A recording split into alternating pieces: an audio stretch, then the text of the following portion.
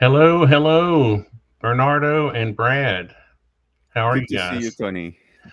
Hey, Tony, Hi, great Brett. to see you. Well, it's Bernardo, good. To, real pleasure. Pleasure to meet you. yes, it is a pleasure, and thank you for joining us, Bernardo. Uh, Great pleasure to be here. I was uh, I met you through Kurt Jaimungal's Tonanza, and I was so impressed. I was like, man, I gotta get in touch with that guy. And Kurt gave me your information, and that's how that all started. So I really appreciate you taking the time to meet with us, It's funny how Brad. it goes because I instantly sympathized with you as well. No, the chart is that the chart? Not only, yeah, that I liked as well, but I sort of instantly sympathized with Tony for some reason. I can't tell you why. I just my nice guy detector just went off scale. Well, I appreciate that, and I was really struggling because I was already nervous to be. Obviously, I was a layman, a layperson, and I was trying to, explain my graph, and I realized as soon as I held it up that everything is in reverse the way I see it here. So my pen was going this way, and on the screen it was going that way. And Yeah, but we could flip it in our heads. I appreciate you bailing me out on that. I really do. I was instantly gratified. I had you know was what I thought was, instantly appreciative of what you did. So I appreciate it.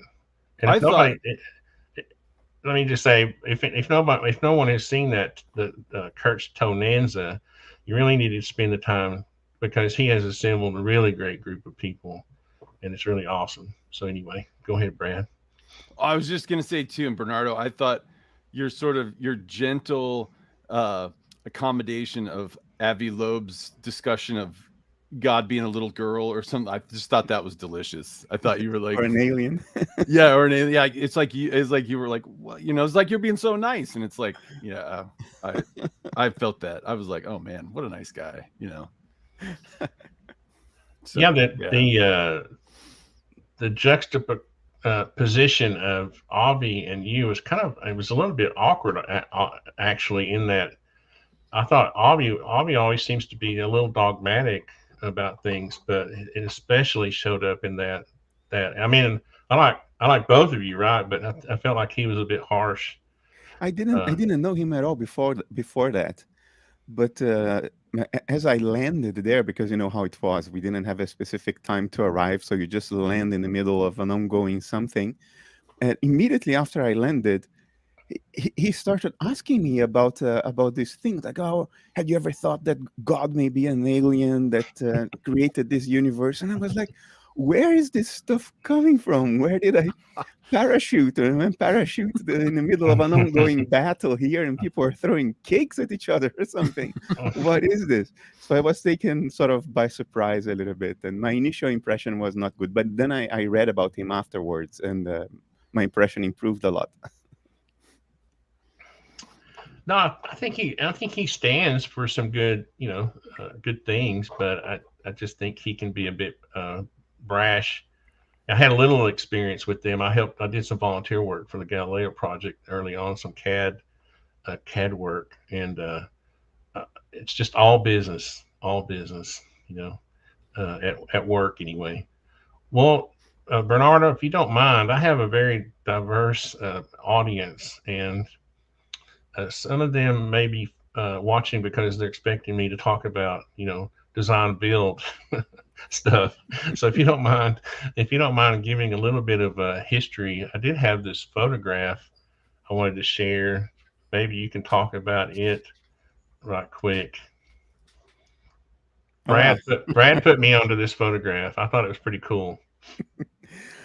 This here I am at CERN. That's the Atlas detector of the Large Hadron Collider experiment. You know, the big accelerator, 100 meters under the ground in Switzerland. But this was in 2018. I was not working there anymore. I was just visiting, and folks there were kind enough to show me everything again and where they were, because I used to work at CERN in 1996, 1997, in the mid 90s. I was co-responsible for the data acquisition system of this big thing that you see behind me. Collects a lot of data, and to acquire that data correctly, and a lot of effort goes into that. So I was working there at CERN. I'm a computer engineer, but I was working amongst physicists during, almost my entire early career before I started doing proper computer engineering elsewhere. But yeah, that's the photo of my visit there in 2018, yeah. But you were, what part did you play? Was it was it was it computer programming, or what part did you play in the early? Because weren't you part of the early days of the first like beginnings of the standard model? Or Oh, no. The standard model is a theoretical physics thing that precedes me by a couple of decades. I arrived at CERN 2 years after the technical proposal for this Atlas experiment that you see behind me was approved. It was approved in '94. And I basically did hardware. I did computer hardware because the data acquisition system of this thing is essentially a very big computer. What happens is that this thing produces a lot of data, terabytes per second. And it's impossible to store everything in a drive, in a hard disk drive or anywhere. And even if you could store it, it would take lifetimes to analyze it offline. So we didn't do that. What we did was this computer would look at the data as it was being produced and decide every 25 nanoseconds, is this data I need to store because it may be new physics, or is this known stuff, old physics, and therefore I don't need to store it? So that's what we did. We were designing a computer to make this decision, and it's a difficult decision because you can only store like 1% of the data, so you have to throw most of it away, but you don't want to throw away the data that will give you the Nobel Prize.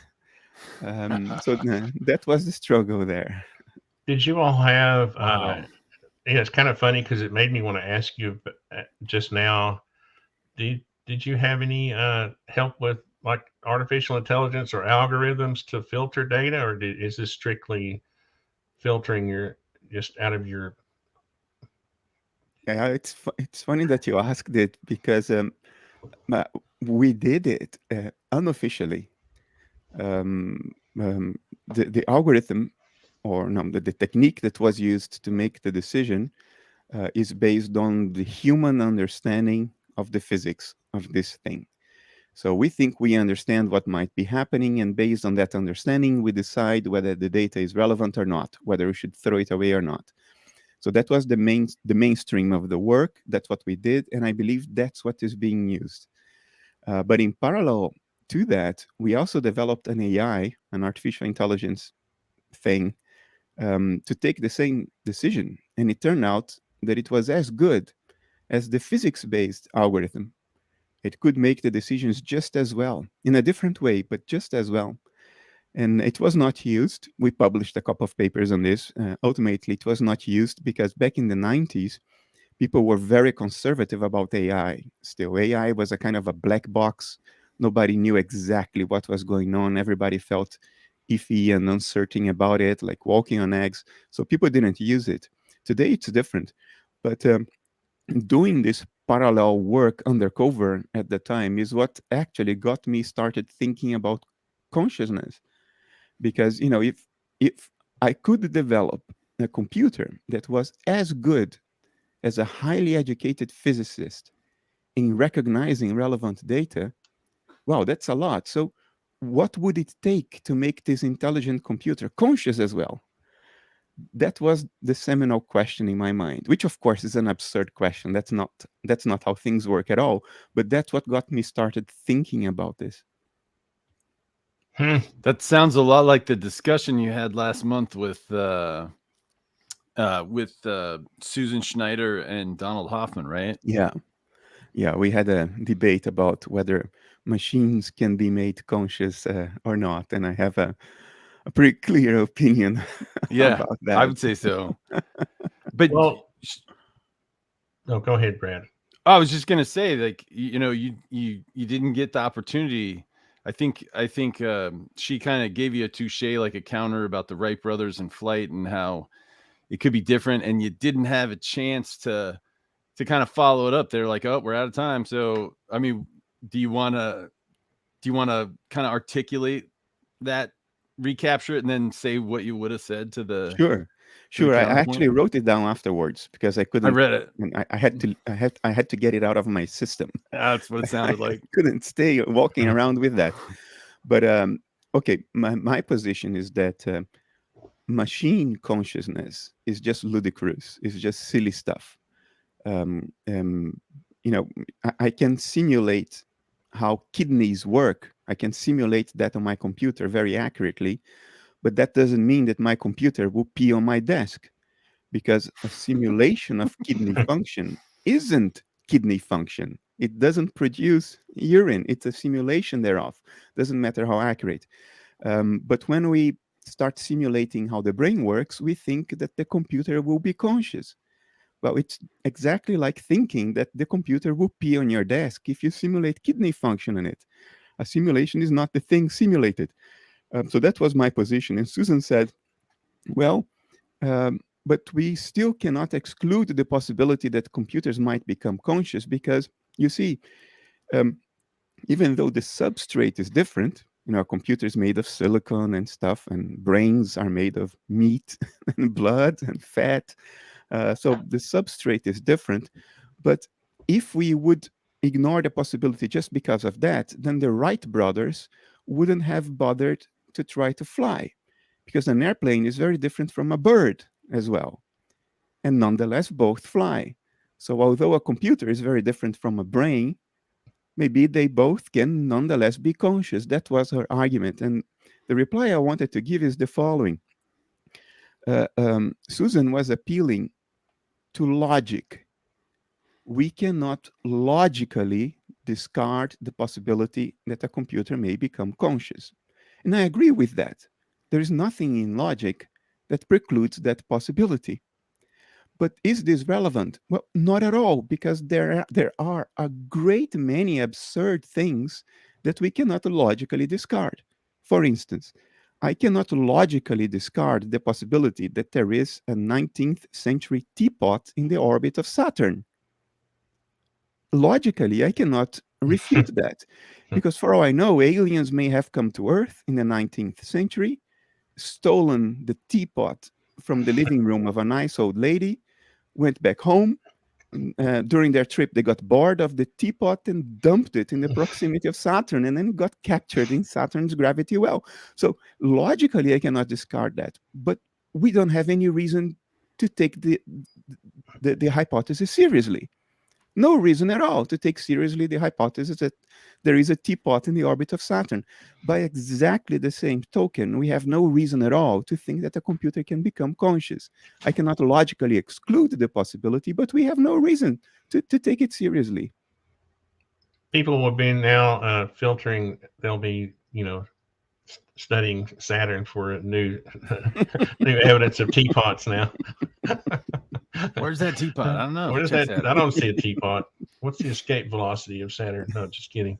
But you know, it's funny. Can I tell you my quick little take on consciousness, and you can tell me what you think about it? I don't get to do this often, right? I get to talk to carpenters and plumbers, and they think I'm crazy when I start talking about consciousness. I personally think that consciousness there is, what can I use the word amalgamation? So in other words, I believe in a creator. I'm old fashioned. I believe that our universe was created, and that we are human beings are special. We were created here, and so maybe we did evolve, or maybe we didn't. You know, maybe, you know, whatever. But all those parts of the body come together, right? All of the parts, the nervous system, the you know, the brain, all that comes together, and consciousness is like a consciousness doesn't work until it's implanted. In other words, we have to have the brain, and this is why I don't think that consciousness survives out of the body in this universe, but in the wherever that conscious, you know, in the afterlife or whatever, right? Because I feel like that it all is sort of it's like a puzzle. You have the body parts come together to make a human, and then as the consciousness enters the body, then it's like a puzzle. It's all together and it starts working. Does that sound strange? No, I think it sounds it's not good. strange. It's a view that has been with us for at least centuries, but most likely millennia. So this has been with humanity for a long time. There is something intuitive, appealing about this that we can't just dismiss. Personally, given the state of the debate in philosophy and science today, uh, um, I don't think things are literally like you put it. But it may be that things work just as if what you said were true. You see what I mean? Hmm. This It's may kind of like the be, simulation versus reality. well, Uh, not necessarily a deliberate simulation. Let me give you another example. Um, Suppose you are, let's go back to the time you were a kid, and you're probably my generation. So you were the first generation to play computer games as a mhm. kid.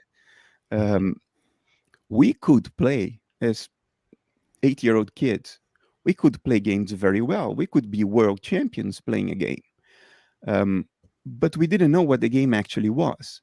We didn't understand all the hardware and the software, all the computer science involved in making games. We didn't have any idea. We were kids. But we had a convenient fiction in terms of which to play the game. And it went like that.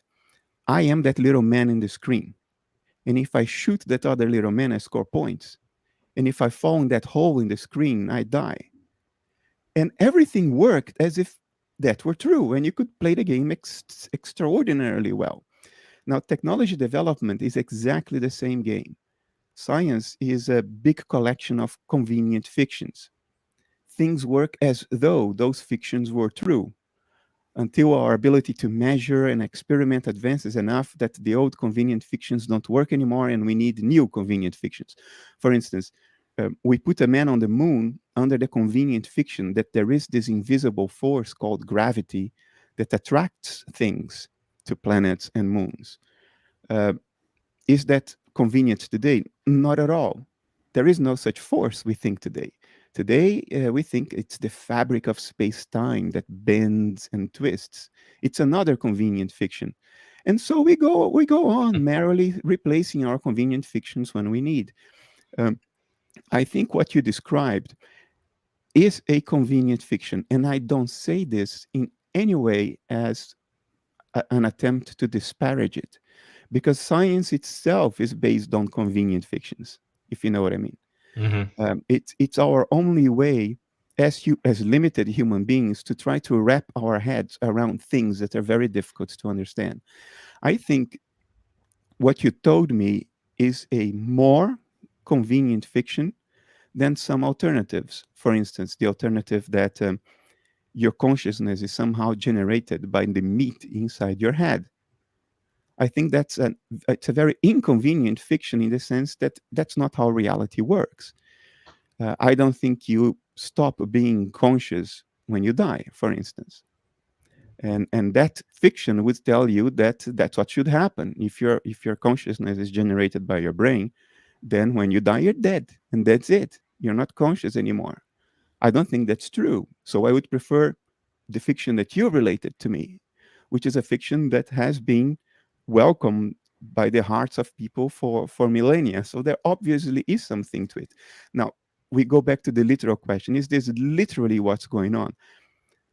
I personally don't think so, because there are difficulties entailed by it. Like if there is a soul that is fundamentally different from the body, how do the two interact? Why do you feel pain when I prick your arm with a needle? Or why do your intentions translate into bodily actions? How can those things interact if they are fundamentally different? That's one reason. And there are a few other technical issues that make it difficult.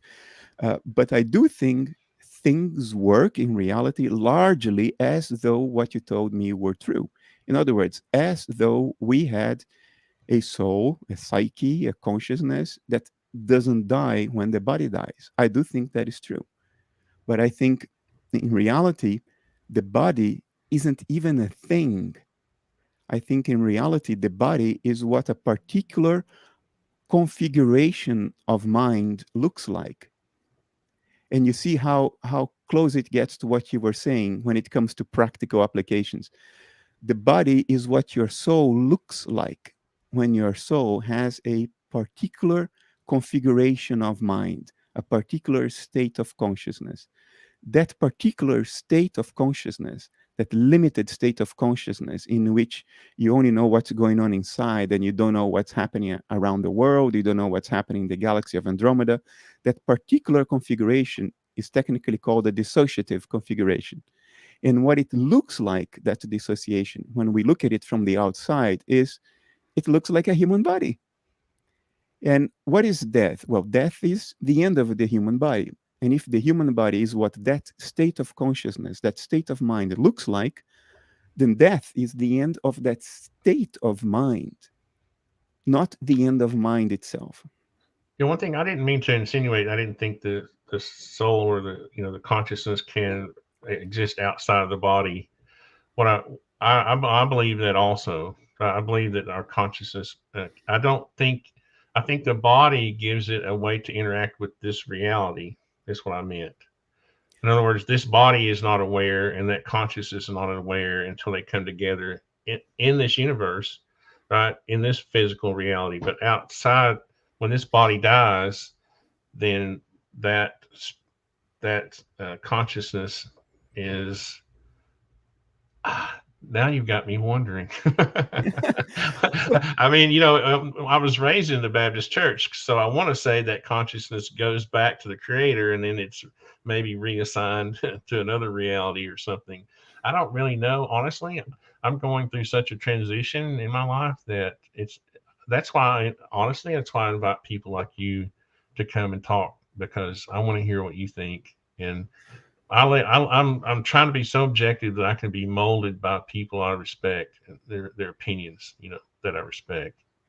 Well, if I try to place what you said in the framework that I normally use, which doesn't mean that I'm right. I'm just trying to sort of bridge our Hmm. perspectives. Then I could say the soul is not consciousness. Sorry, the soul is not conscious in the way we are conscious right now, unless it's associated with a body. Because we are conscious now in life in a very specific way. This is a very specific state of consciousness, a very specific state of mind, a configuration of mind. Without a body, consciousness is not aware in this sense, in this particular state. It's not conscious in the same way that we are conscious right now. If it becomes conscious in the same way that we are conscious, then it will acquire a certain configuration that will look like a body. So it's only conscious in this way if it has a body, so to say, metaphorically. And when we die, then we definitely go to another state of consciousness. And whatever that is, it is the state of consciousness we had before we were born. So Right. it is a return. It is a going back home in some sense. I agree Right. with that. And Tony, you you may, at least I pick it up sometimes. You may have the temptation to look up to what I'm saying just because I have some degrees. Personally, I don't think that matters much, because in the world we live in today, in the early 21st century, um, some elites and the media uh, might look at my resume and look at your resume and think, well, Bernardo's opinion in this particular topic is much more valuable than Tony's opinion. That's the world we live in, unfortunately. But ultimately, what matters is whether your worldview really changes your life, whether your worldview really informs how you feel in the world. And the worldview you shared with me makes you feel in a certain way while you are alive. It makes you feel like this world is not meaningless, that there is a point to this whole thing, even if we don't quite understand it. And when I die, I'll go back home. I'll go back to my creator. And I would be tempted to tell you, I think this is exactly right when it comes to the implications of the whole thing. So your understanding is a lot deeper than the understanding of most of my colleagues in analytic philosophy, because for them, all these stories are just conceptual games to write papers. The stories don't really inform their emotional lives. It doesn't sink in. It doesn't go into the heart. It doesn't translate into actions in the world. It doesn't translate into empathy, into love towards other human beings, into a reduced fear of death, into a relationship of meaning with the world, into respect for a higher power, which, if I would say technically, I would say a broader organizing principle in nature. These are other ways to say God, a higher power, the creator. So for my colleagues, all this stuff is just conceptual stuff. They write in technical language in academic papers so they can have their jobs and go back home and forget about all this. But for people like you and me, this really informs the heart. And in my book, this is more important than conceptual games. I was just thinking, and I'm sorry, Brad, I don't mean to hog the thing here. But The Bernardo kind of show. gave me, I kind of got a little emotional over this whole conversation. It almost makes me think that consciousness is more related to is it maybe more related to gravity than we think. Because I think if people are open-minded, they kind of gravitate to certain people. Like I've gravitated to you, Brad, and Alexei, who couldn't be here today because of work, and Bernardo. It's amazing how, if we keep our minds open, that we gravitate to certain people. I don't know. Sorry, that was just a thought that came across while you were speaking, Bernardo. No, it's Yeah, I beautiful, man. gravitated to you first time we met. So that's why we are here. No, it's what awesome. what question did you have, Brad? Well, so it's really, really interesting. So I'm an engineer, right? And so when I think of consciousness, I want to know where it is. I want to know what its function is, and all that kind of stuff. And so, can I share the hologram thing? Is that cool? Yeah, go ahead. Yeah. So I think that it's like the brain, right? Is sitting in a sensory deprivation chamber, right? It doesn't hear anything, doesn't see anything, shouldn't touch anything. It doesn't sense things. All it does is interpret energy, right? From our nerves and senses, right? It's just signals.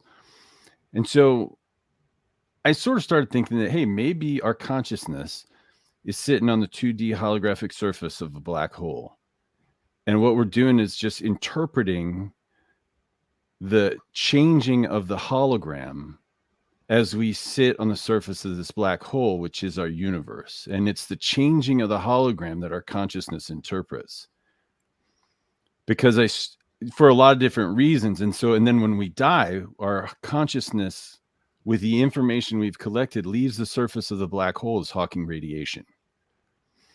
And it's the departure of the consciousness of leaving the surface of the black hole. That's what happens when we die. And that's, and so there's all about black body and heat, and the heat comes out of our body. And so in what I see when your discussion of could a computer become conscious, the answer is hell no, in my opinion, because our role in the universe as consciousness on the surface of the black hole is we are the function of the law of conservation of information. And we are observing and recording information in our memory and in our DNA until we die. And we take that information off of the black hole, I think probably in fractal ascension to the next black hole or something. And so then when I start thinking about, well, our senses would have to be quantum. That means like whatever is, if quantum field theory is true and it's all in the holographic surface of this black hole, then like what are we smelling? What is smell? I think maybe it's charge. You know, when we hear it, maybe it's got something to do with motion. You know, and so I think our senses, if we start tying them to like quantum properties, I think that's where. And let me just tell you, I came up with this because my wife started this side hustle called Rover, and so we had dogs that people would drop off, and she'd get like, you know, $60-$50 a day or something watching the dogs. But Christmas time we had 6 dogs, and so the holiday season was like a huge game of who farted. You know what I mean? I mean, these dogs were, I'm serious, they're so gassy. I mean, it's crazy. And so I have a fairly large house. And you can see, I mean, it's probably 40 feet from the TV room where she was sitting with one of these dogs that was super gassy. I was in the kitchen and I heard it go, you know, I was like, I heard it and I smelled it instantly, almost instantly. And I went, oh God. And she goes, oh my God. And I was like, hey, when did you smell that? And she said, we're 40 feet apart and the dog's right next to her. She said, right before you said that. And I was like, are you kidding me? That means the speed of smell.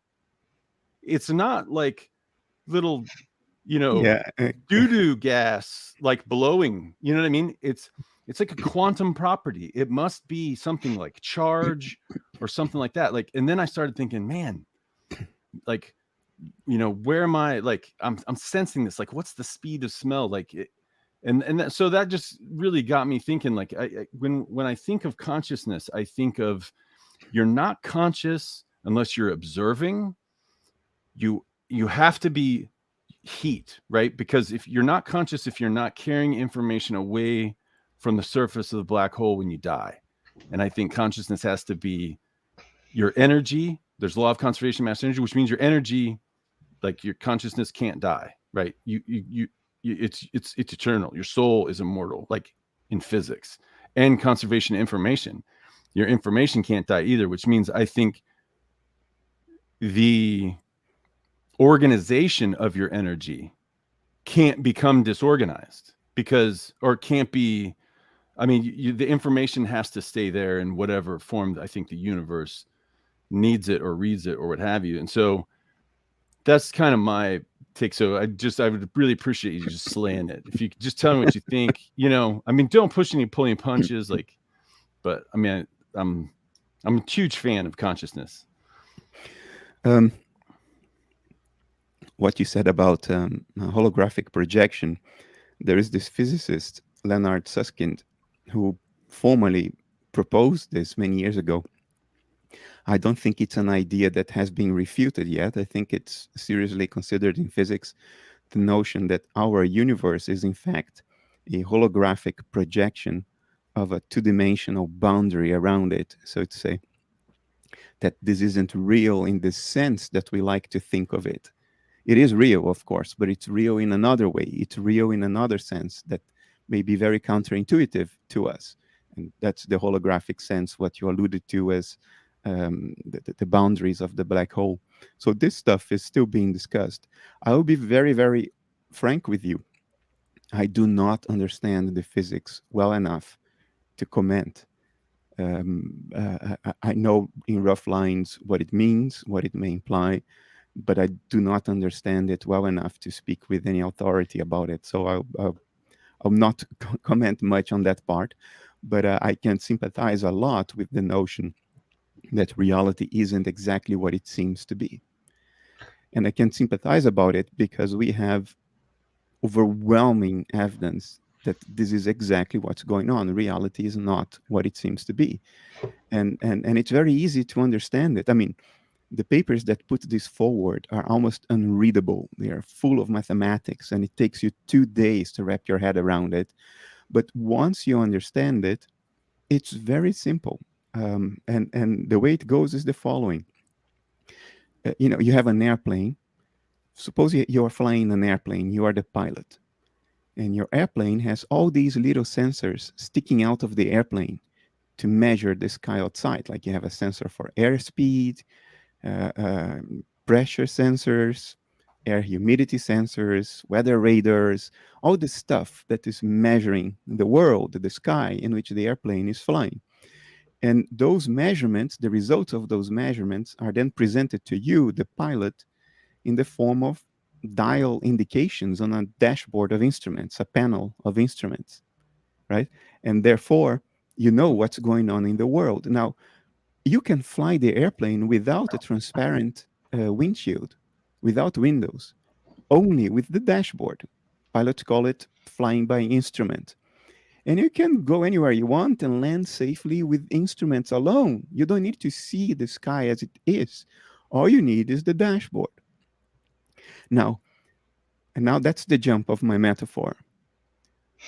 We are pilots inside an airplane that has no windows. Like the airplane, we have sensors. We have eyes, we have ears, tongue, nose, and the surface of the skin that measure the world in which we live. And those measurements are presented to us in the form of perception, the screen of perception, the stuff we see, the stuff we hear, taste, touch, feel. Now, that is the dashboard. Perception is the dashboard of the airplane. It's naive of us to think that perception is a transparent window for us to see the world as it actually is. It can't be, for all kinds of technical reasons, like entropy would be too high. Basically, we would melt into hot meat soup if we saw the world as it actually is. So we don't. All we see is the dashboard. So the physical world is the dashboard. It's not reality as it actually is. Reality isn't physical. Actually, physics is telling us now. The Nobel Prize in Physics last year, 2022, was given to researchers that for 40 years have conducted experiments telling us that physical stuff only exists after a measurement. Before you measure, before you make an observation, there is no physical stuff, which lines up, dovetails with this dashboard metaphor completely. Because if the airplane sensors don't measure anything, the dashboard shows nothing. It doesn't mean that there isn't a sky outside. It means that if you don't measure it, you don't get anything on the dashboard. Translating it to our situation, if there is no observation, there is no physical world, because the physical world is basically dashboard indications. It's not the thing that is measured. The thing that's measured is not physical. You may very well call it spiritual as far as I am concerned. So yes, we don't see the world as it actually is. You could imagine the world as a sort of a, and I'll say this metaphorically, not technically. You could imagine the world as a holographic projection of the spiritual. And entering the world is like being inside the cockpit. Living is like being inside the cockpit, and dying is like leaving the cockpit and being in the world as it actually is. So So you're I not don't know whether saying this makes sense to you, Brad, but it's since I'm not fluent in that physics, that's the best I could say. it No, I probably mean, it makes more perfect sense. Yeah, it probably makes more Perfect sense to sense. Brad, but not me, because I feel like that. So what you're saying is that there are trees falling in the woods. They just may not be. They may not appear as we think they appear until we measure or until we observe them falling. Yeah, I think he's saying they're not even there until No, you. I don't. I didn't take. I think they're there. They're just not what we think they are until we measure them. Exactly. Right? Exactly. They're there because, I mean, you're saying the moon is right. The sun is there. We're not. None of us are looking at the sun right now, but it's there, right? Mm-hmm. Okay. I think there is this thing people have been asking for 4 centuries now, since Bishop Berkeley in the 1600s. They ask, well, if we don't look, is the moon up there in the night sky? And the answer to it, in my view, is very simple, but not as simple as we would like it to be. It's not a simple yes or no. The answer is the following. If we don't look, is the moon up there in the night sky? If by the moon we mean the thing that looks like the moon when we look at it, then the answer is yes. That thing that we represent on our dashboard as a shiny silvery disk up in the sky, that thing is there, whether we look at it or not. But it is not a shiny silvery disk. It But only doesn't becomes a shiny silver disk when we look at it because it's we that represent it in our own minds as a shiny silver disk. So the shiny silver disk, since it is an internal representation, since all physical things are internal representations of ours, they are not there if we don't look, because we need to look in order to represent things. And physical things are the representations. But the thing that is represented in the first place, the thing that is measured, that is always there. The But it's energy not of the moon is physical. there.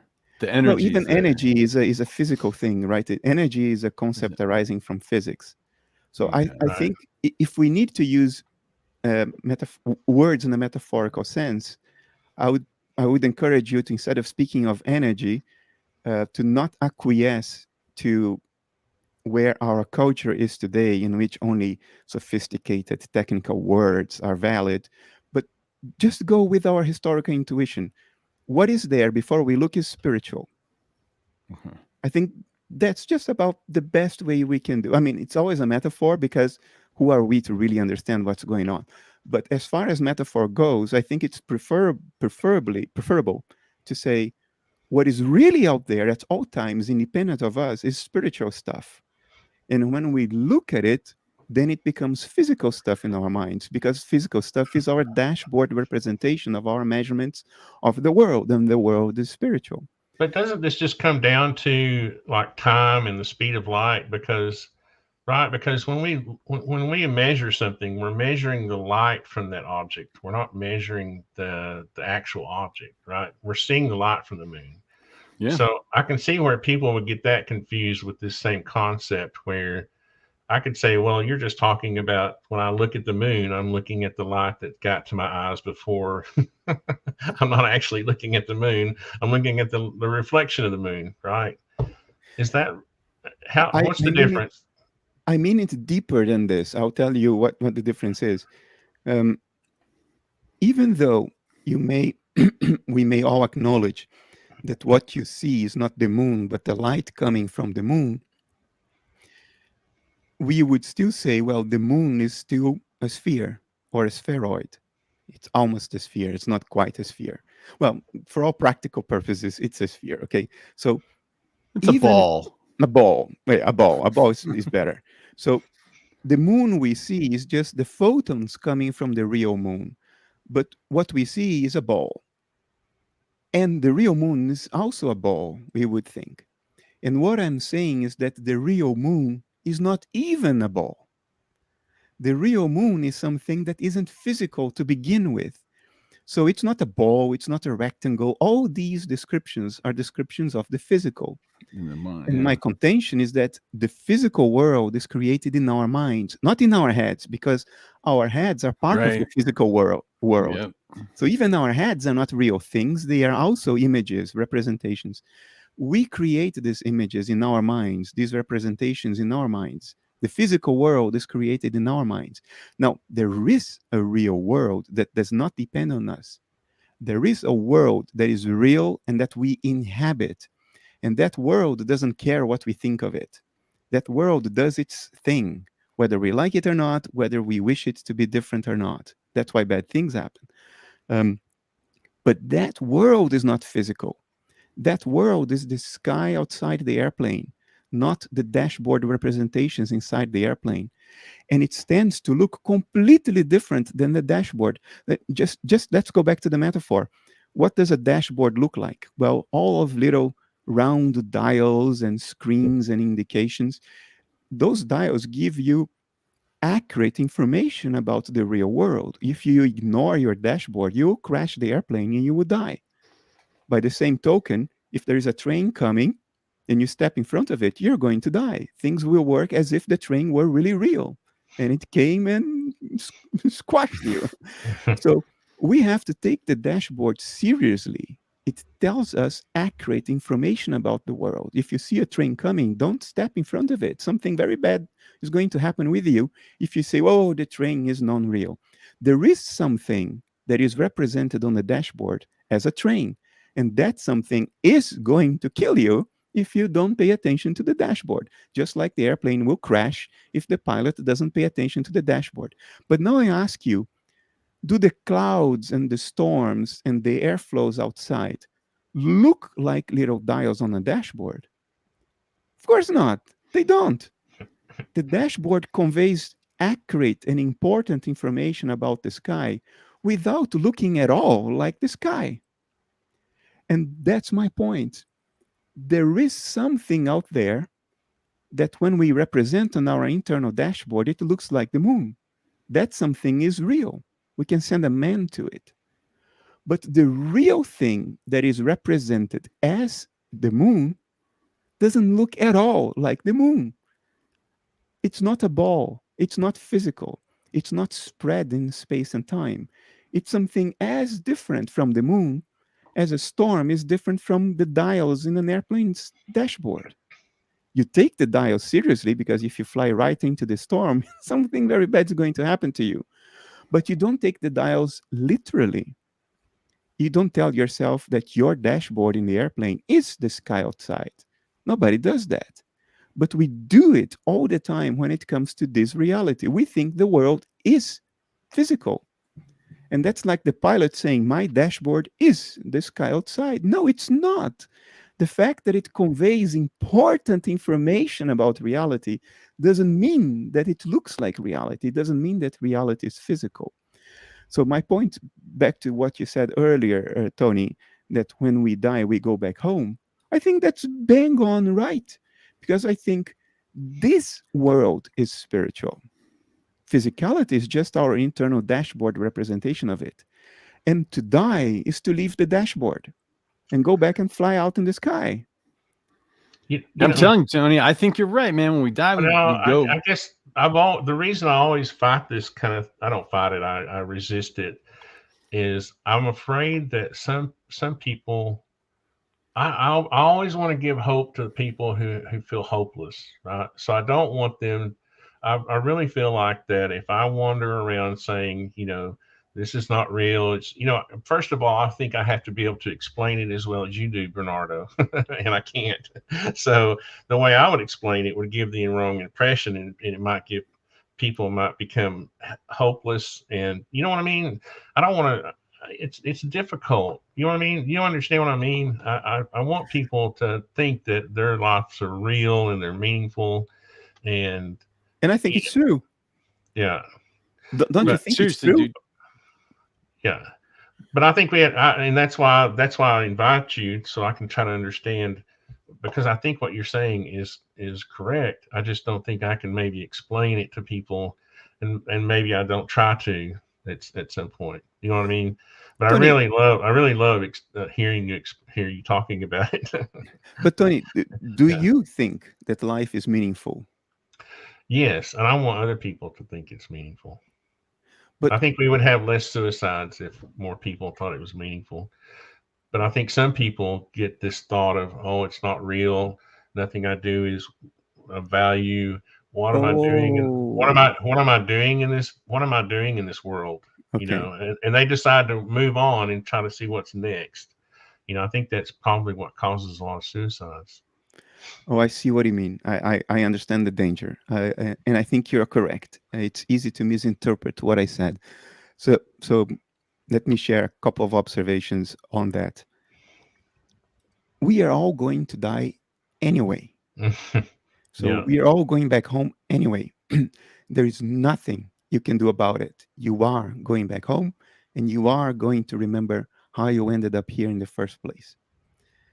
So there is no reason to speed up the process. There is no reason to try to make it happen faster, because it is going to happen. So we might as well try to make of this current situation the best we can. That's how I would go about life.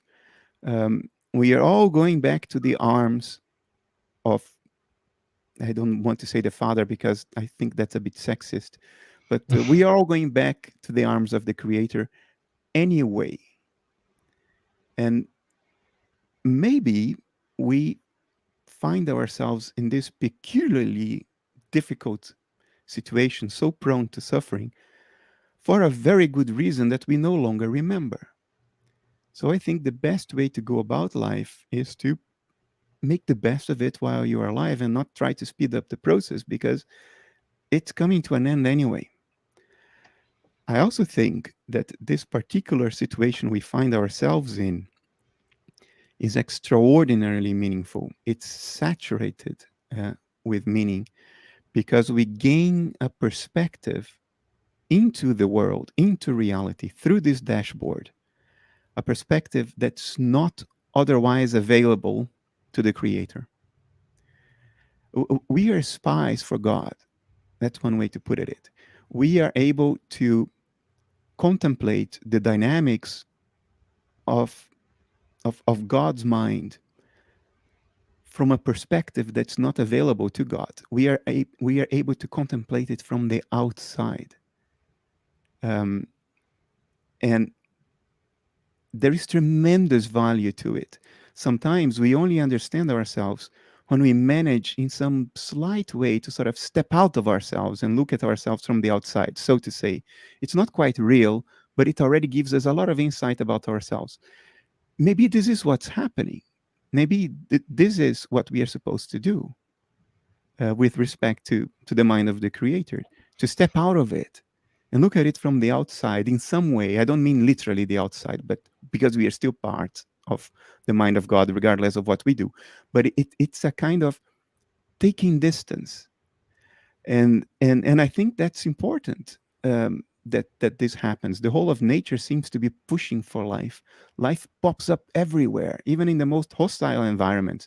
There is some kind of impetus behind nature for living beings to arise and be able to have this unique perspective into nature. I think where we go wrong is the following. We think life is about us. I used to think that my life was about me. And therefore, if I am suffering, then my life's not worth living. This is insane. Our lives are not about us. Imagine a little flower, a little blossom in an apple tree saying, "Whoa, my life is about me." It would be ridiculous. No, you're there to play a role.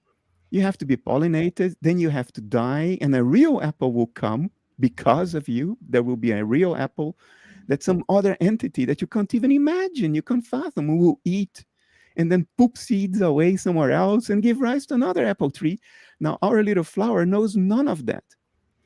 And it doesn't need to know it. It just has to be aware and remember the fact that it's part of nature. It's not a thing unto itself. Just like we are parts of nature, we are not entities unto themselves. We are playing a role here that we cannot fathom. And therefore, our lives are not about us. And therefore, even if you suffer, and I will go further and say, particularly if you suffer, your life has meaning. Because your suffering will force you to stop on your tracks and contemplate the deeper questions. People who don't suffer, they sort of surf away very superficially, on the surface of life and have fun, but they don't stop to think about the deeper questions. In other words, they are not being really good spies for God. They are making their lives about themselves, about their own fun. And they are not serving the higher meaning. And you serve the higher meaning when you understand that life, and that's Christianity, that life is sacrificial. It's sacrificial in the sense that it's not about you. It's not about your pleasure. It's not about your happiness. It's not about your fun. You are doing a job for nature because you are part of nature. You're not even a thing separate from nature. Like the flower is not separate from the apple tree.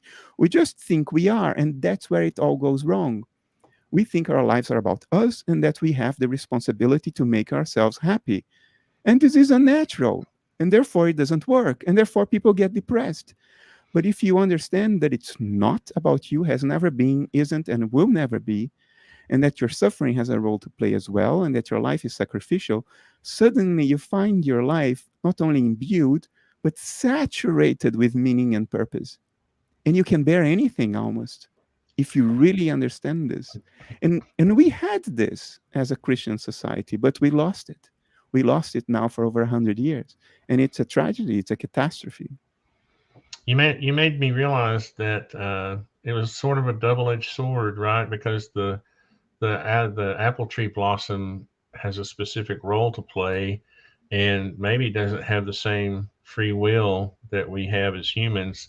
And I know what people are going to say. No, we don't have free will. I wasn't going to say that, but I was going to say that sounds a lot but like I think maybe part of the gift that we were given was to have a percentage of free will through this life, and maybe we have a purpose. But at the same time, maybe our hobby is having free will or something. You know what I mean? Maybe we get a little free will on the side, right? I think to be good spies for God, I will insist on this metaphor because I think it's very accessible to people. To be good spies for God, we need certain higher level mental capabilities. And we developed that. We have the ability to self-reflect, to think about our own thoughts. We have the ability to metacognize, as it's called technically. We have these higher level mental functions. And the reason we have them is that you need them in order to be good spies for God. Good spies have skills, right? You have to have good spy skills. So we developed good spy skills. Now, because we have these necessary higher level mental capabilities, we also have what you described as free will. You see, it's an implication of our being good spies that we have what goes under the name free will. These two things come together. And that is the risk nature has taken upon itself. If I can anthropomorphize nature, which is not a good thing to do, but in this case, I think it's useful. Nature went thinking, I need these good spies. Therefore, they need to have these higher level mental capabilities. But then they will have free will, and they will be able to work against me. Yeah, but that's a risk I have to run. Otherwise, the spies are not good. You That's see? the cosmic conundrum I was looking for. And here we are. You just made me believe in free will. Thank you, Bernardo. I mean, here's the thing: is that I think free will is the Heisenberg uncertainty principle. Free will is the evolution of improvement. I really feel like, because if we're consciousness on the surface of a black hole and there's black holes inside our universe, that means there's universe inside our universe. When we go maybe up to the next black hole, and we're spies for God because we're carrying the information with us when we go back.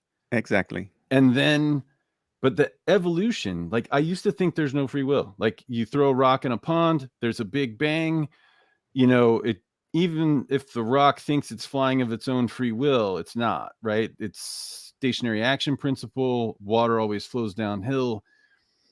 So I'm thinking there's no free will. But I think in life, in the trajectory, just like there's Heisenberg's uncertainty principle, there's some chaos, there's some change that can happen that we can't always predict or see. I really feel like in our lives, like that incremental free will, like I think for the most part, our trajectory is set, but I think there's just little increments, maybe from life to life. I don't know, but I think the essence of free will exists in the Heisenberg uncertainty principle, and that might be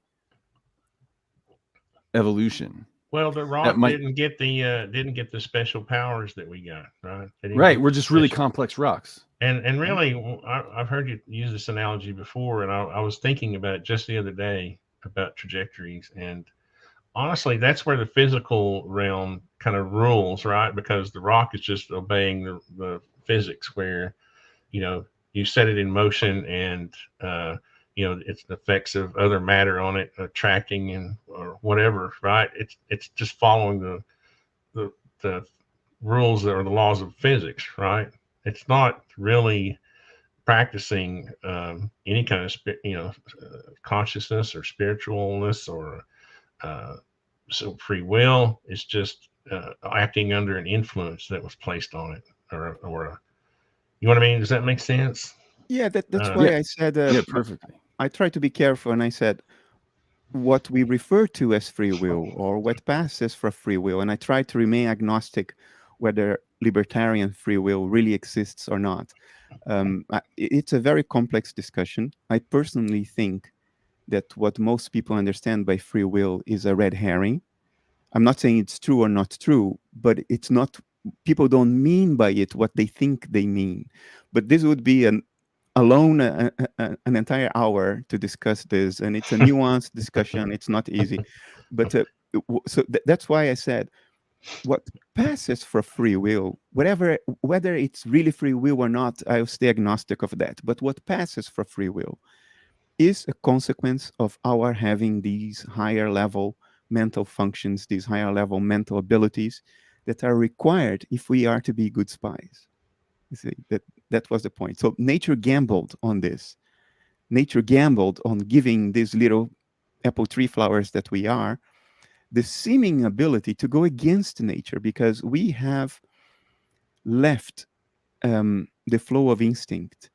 The rest of nature is fully immersed in the ebb and flow of instinct, and therefore nature remains harmonious. That's the Garden of Eden. But when we realize that we are naked, as it says in Genesis, which is a metaphor for metacognition, self reflection, it's right there, it's written right there. Once we have that mental capability, we leave the ebb and flow of instinct. Our behavior is no longer governed by natural instinct. We now are sort of semi-autonomous little flowers in the apple tree. And that's a big gamble. That's a big gamble by nature. You could even say a big gamble by God, because who put that tree and the snake in the Garden of Eden, right? Who was it that put them there? And it's a big gamble. And hopefully, nature will cash in this gamble. But unfortunately, it depends on us, and we are very funny creatures. well, I wanted to. I'm hoping you have more time. I really, I love, and I'm glad we covered the consciousness thing first because that's really what I love about all of us, our views on it. But I did want to ask your opinion on what you think the current sort of, I guess, has devolved into madness over the UAP situation, and because I think I just kind of related to, you know what I mean? It's kind of related to consciousness Of and course. sort of our future and just how you want to the whole thing. You know, it seems to be a very uh, worthy topic now. I don't know what are your thoughts Yeah. on that? So our understanding of reality today is based on the notion that our world is physical, and we don't understand that physicality is just the dashboard, and that behind the dashboard there is the real world. We think the world is the dashboard. We think the sky outside is the airplane's dashboard. Now, the dashboard has certain limitations. It has certain no-go areas, like we cannot go faster than the speed of light, we cannot go back in time, and we cannot accelerate and decelerate instantly because things have inertia. And that's a limitation of the dashboard. The dials on the dashboard don't move arbitrarily, they only move in certain ways. And the way, what we call it is the law of inertia, the law that there is no instant acceleration or deceleration. That's to change speeds. Speed needs to be changed gradually. And the more mass you have, the more you will resist that change of speed. And that's why we cannot go and move at the speed of light, because mass increases when we accelerate. That's Einstein's theory of relativity and all that good stuff. All these limitations are limitations of the dashboard because these are physical limitations, and physicality is the dashboard. Now, what about the UAPs? Well, the small percentage of the UAP phenomenon that is actually real and not made up by someone who is trying to sell books and make money, that small percentage tell us that whoever is behind that phenomenon has figured out that there is something behind the dashboard. That's pretty obvious. Whatever agency is behind that phenomenon has figured out how to hack the dashboard, or how to go behind the dashboard and get rid of limitations like the law of inertia, and not treat space-time as something you need to be within, but something that you can escape. Now, who is it? I have no idea. Can you explain to me really quickly again, because I have too vivid of an imagination? Where does the dashboard exist, in our consciousness or in our brain, or where does it exist exactly between In our us consciousness. and? Okay, I just In our wanted to consciousness. revisit that just for a second. Yeah, and of course, the limitations of the dashboard represent some kind of limitation in the real world out there, what is behind the physical. But since the UAP phenomenon, the small percentage of it that is real, shows us, for instance, that it completely disregards the law of inertia, that acceleration and deceleration can be instant, that you can go through a 90-degree corner without decelerating. In other words, with disregard for changes in angular momentum. That's the technical way. Forget the technical terms. It does things that are impossible in the physical world. We know that in the physical world, you cannot accelerate or decelerate instantly. We know that you cannot instantaneously make a 90-degree turn. These things are impossible in the physical world. And yet this stuff does it. So what does that mean? Well, what that means is that they are not bound to the limitations of the physical world. That's why I was asking where the dashboard existed, because the dashboard exists in our mind. The things that exist outside of the dashboard don't necessarily follow the laws of physics, are they? Well, so I think like it's the interpretation of the hippie energy, right? I said energy, the moon was energy. I mean like hippie energy. Like there's hippie energy all around us. I think the interpretation of our consciousnesses, if we're on this hologram, right? Just saying, it's how our brain interprets sort of the hippie energy as it observes it. That's it. So look, we and the UAP and God, we are not in different worlds. It's all this world. It's all this reality. But this reality isn't physical. What we call the physical world is our internal representation of reality. It's not out there, it is in here. In here where? In our minds, in our consciousnesses. Not in our heads, because our heads too are a dashboard representation of something. Our heads are not containers. They are not ultimately real. Our heads are themselves something that appears on the dashboard, because our heads are physical too. So the dashboard is in our minds, not in our heads. The dashboard is in our minds. And we are in the real world. We just represent the real world through the intermediation of the dashboard. So we only see the dashboard. We don't see the real world as it is, because there is this thing in between called the dashboard, which conveys to us important and accurate information about the world, but it isn't the world. And this dashboard has certain limitations. And what the UAP phenomenon clearly shows is that something else has figured out how to hack the dashboard and how to operate outside the limitations of the dashboard. And they are still in this world, in the real world, because that's where everything is. We are all in the real world. The UAPs, God, everybody. But we don't get to see the real world as it actually is, because there is a dashboard in between. And something else has figured out a way to hack the dashboard. And when we see that happening through the dashboard. In other words, we see unidentified flying objects that break the laws of physics. That too is a representation of our dashboard, of something that is happening behind and outside the dashboard. And that's why it breaks the laws of physics. So it's kind of like a flat screen TV. When you're watching a show, the energy, the TV signals is sort of the reality. And it's, even though it's on the TV screen, And if you're watching like a Corvette or like Kit from Knight Rider, right?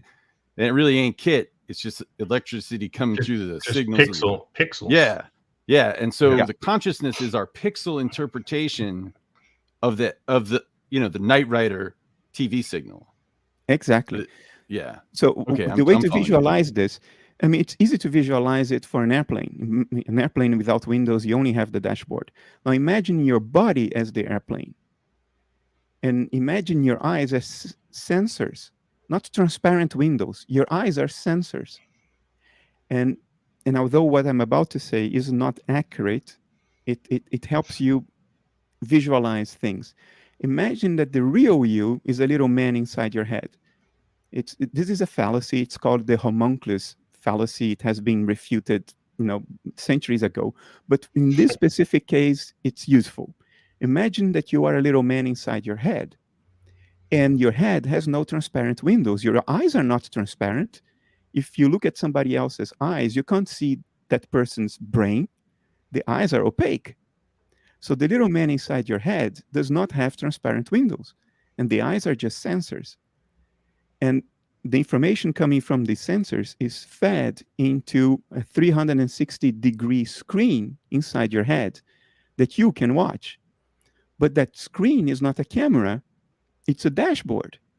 It's full of dials. What you call the physical world are those dials in that internal screen. The real world, the thing that is measured by your eyes, doesn't look like that at all.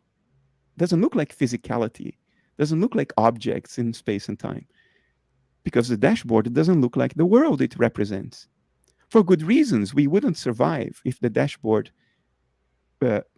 represented the world exactly as it is. We would have information overload. We wouldn't be able to react timely to environmental challenges. We wouldn't be able to control our internal entropy. Now, I'm speaking technical words to convince you that there is a technical layer to what I'm saying that I'm trying to avoid. You know what I mean? In other words, I'm trying to get some credibility here, but the consequence, the implication, in other words, what matters behind all this complicated technical story is that what you see is not what you get. What you see conveys important information about the world you are in, so much so that if you ignore what you see, you're going to die. But that information doesn't look like the world. It's a dashboard representation thereof that you make in your own mind. The real world in which we exist isn't physical. And the UAP phenomenon has figured this out. I don't know how. It's fun to imagine then, if you were the creator, what does an apple look like to the creator, right? Does it just look like an assembly of atoms, molecules, or right? Does it have it has a some sort of physical representation, right? That's correct. Well, I think if we're the spies, for God, I'm pretty sure it looks like that to God, right? I mean, if we came from Well, at least so narrow view. But then what's the need for the dashboard then? Exactly. Brad, a lightning storm outside the airplane doesn't look like the dial indications inside the airplane. Right. And yet, it's not enough for the pilot to see the lightning storm. The pilot still goes to the dials because the dials convey information about the lightning storm that isn't available to a direct observation of the lightning storm. That's why we have the dials. Otherwise, airplanes would have no dials. You would just have a transparent window and you see what's out there, and that's all you need. It turns out it's not enough to see things as they are. You need to see things in a different way using the dials. But because it's a different way, the dials don't look like the lightning storm. So I don't think God sees an apple as an apple. I think God sees an apple for what it actually is, and I don't think it looks like an apple. And then you may say, well, but then we're not good spies for God. Well, we are, for the same reason that the pilot needs the dials, even if he can see the storm. There is another perspective, another slant, another angle that gives some different nuance, perspective, or insight that isn't available to direct observation of the thing as it is in itself. So it's the opposite of what I said. Huh? It's the opposite of what I said then, right? Because Yes, I we don't have think this perspective because he doesn't have it. It's like he gave exactly. it to us to give Well, it back. it's like spies for Russia Yeah. or the United States. They're only given the information that they need to know, right? That's another way to see it. But Yeah. your observation, Tony, is spot on. Um, if you look at the history of Western literature, you will see people struggling with this, even though they don't say that they are struggling with this. For instance, uh, Dante Alighieri, one of the most famous authors of the Italian Renaissance, um, he wrote about, and I can quote word by word, the love that moves the sun and the other stars. Now, that's peculiar. The sun, the stars are physical things. What is this business of love moving the sun? Look at what he's hinting at. What he's hinting at is that what we call the sun or what we call the stars is the dashboard representation of what in reality is an outpouring of love. In other words, an outpouring of love in God's mind looks to us on the dashboard as the sun and the other stars. That's what he's saying. I don't know whether he's right. I'm not judging the accuracy of what he's saying, but he was clearly trying to peek behind the dashboard. And the conclusion he arrived at is that on the other side of the dashboard, you don't have physical stuff because physical stuff is the dashboard. What you have on the other side are feelings like God's love. That's what he was hinting at. In other words, he went down the same rabbit hole you just went into, Tony. You're in good company. Dante is good company. It's amazing, and these kind of conversations make me be a bad host because my imagination is too vivid, and I want to wander down the rabbit hole even further. No, let's do it. Man, I'm with you, dude. I'm with you all the way, dude. Go. You know, I mean, I think it's beautiful. Like, no, it is. I find myself getting emotional about this, and I don't know why. I think it's amazing because really some of these perspectives I haven't really thought of. The whole dashboard concept is new to me, and it kind of makes me understand some things. It's like I have this full spectrum camera that I paid a lot of money for, right? And it's supposed to see the entire spectrum of light.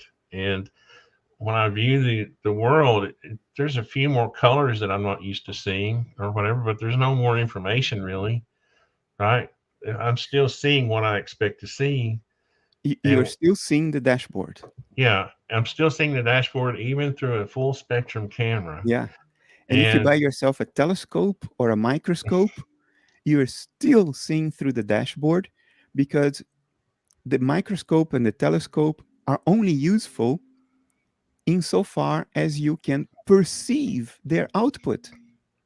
So even when you buy instrumentation to see further, all of that still gets filtered through the dashboard because you need to perceive the output of instrumentation.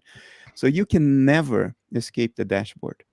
Only when you die, and then you are on the other side, which is where you came from. This is why, Brad, you and I were talking before Bernardo came on, and we were talking about the term "the truth," and I was saying I didn't think that humans were capable of or were given the skill or benefit of knowing the truth because it was undefinable for humans. Well, we can at least see through our own bullshit, right? At least that. I don't think I can see through mine. Oh, not all of it. Beautiful people, it's impossible to see through all of our bullshit. It's just overwhelming. There's too much of it. But we can hope to see past more of it, past more of our own bullshit. The ultimate truth, no, that's. I'm not sure whether even God knows the ultimate truth about itself. If it did, it wouldn't need spies, I think. Therein residing the profound meaning of human life, even if we suffer, by the way. But think about this. Our universe has universes inside it, and universes inside that. Now, at some point, these black holes all evaporate, and I think when our consciousness leaves the surface of these black holes all the way, at some point, I think we must arrive on a primordial black hole. After an infinite series of evolutionary migrations, you know, if our energy is information on the surface of the black hole, and when we die, we leave the surface of Hawking radiation, fractally ascend, and we all come to the primordial black hole where we have a unified consciousness again. I think if there's heaven anywhere in the universe, that's where it is. That's where we reunite with the creator and we're all in the same primordial universe. I think then if heaven exists, that's where I expect to find it. If black holes are physical things, and they are, black holes are physical things, even though we can't see them directly, we can infer their presence by making physical measurements of what's going on physically around them. So black holes are physical things. So everything you described is physical. In other words, it's a dashboard representation of something. And if black holes arise, if universes are actually inside a black hole, and therefore baby universes can arise in the black holes that form within universes, and and so on, in a hierarchy of levels of existence physically, if that is true, and it may be, then what that's telling us is that there is some kind of hierarchical organization in the real world, in the mind of God, so to say, which is the real world. Oh, you're talking about language, man. So what you said may be true. This may be the hierarchy of existence. There may be a sort of successive states of mind that eventually give rise to our universe, and maybe to others within the black holes that we see in our universe. These are all physical representations of, in my view, a mental process, a godly mental process that is unfathomable to us. We cannot wrap our heads around it. We can only see some clues about it. So I agree with you, but what I would add to it is the following. We, in our religious history, have always talked about the other world, heaven, where we go when we die, the divine domain. And there is a reason for our intuition to speak of it as another world, because it's different from this. It's not bound to certain limitations that we have here. But in reality, I think what is going on is that the other world is this world, just seen from the other side of the dashboard. You see what I mean? It's not really another world. It's this world seen from another perspective that makes it look very different. Ergo, people throughout history have talked about another world because it looks different. But it's not another. It's another perspective of this world where we are right now. Reality. In other words, reality. This reality. Seen from another side. This reality has many facets. We are confined to one. But it doesn't mean that reality itself is confined to one facet. It has others. I would say the mind of nature or God is regarding this reality right now from another point of view, and it sees something very differently. Therefore, we are spies for God because we are spying into the reality of God, therefore extremely relevant to God, but from another perspective that God itself doesn't have. But it's beautiful. all in this world, and this world is much more complex than we can imagine. But it's all here. It's all this world. When you die, you are going to go to no other world. You will be right where you are right now, but contemplating it from another side. And therefore, people who are still alive will not be able to see you, and they will say you went to another world. But I submit to you, it's not another. It's right there. You're not going to go anywhere. There is nowhere to go. You are where you have always been since before you were born. There is nowhere to go. And that's where you're going to be after you die. Nobody's going to see you in this form because you'll be on the other side of this world, behind the dashboard. And the dashboard is not equipped to measure and represent what you will become when that happens, because it only measures and represents what is useful for physical life, for living like we do. I'm so with you. Like man, thank you. That was beautiful. And it kind of, in some ways it comes, I was thinking the other day, or like last month, energy follows the stationary action principle, right? We minimize the action, water flows downhill, right? What goes up must come down, sort of thing, it's always you throw a rock, it's going to be a parabola. And we are energy too. Like our mass, our biomass is energy too, right? That's not controversial. But if our biomass has DNA, then that means energy must have DNA. There's a quality of energy that translates to DNA. And I think what that means is that essentially in any Earth-like environment, the stationary action principle, the path of least resistance, means that we evolve. Like we are on the stationary action principle, the minimization. We are inevitable in an Earth-like exoplanet because we exist and DNA exists and energy follows the stationary action principle. We always will exist the way we exist. And that tells me that, back to Tony's point about like people might feel lost or people might feel like they don't matter.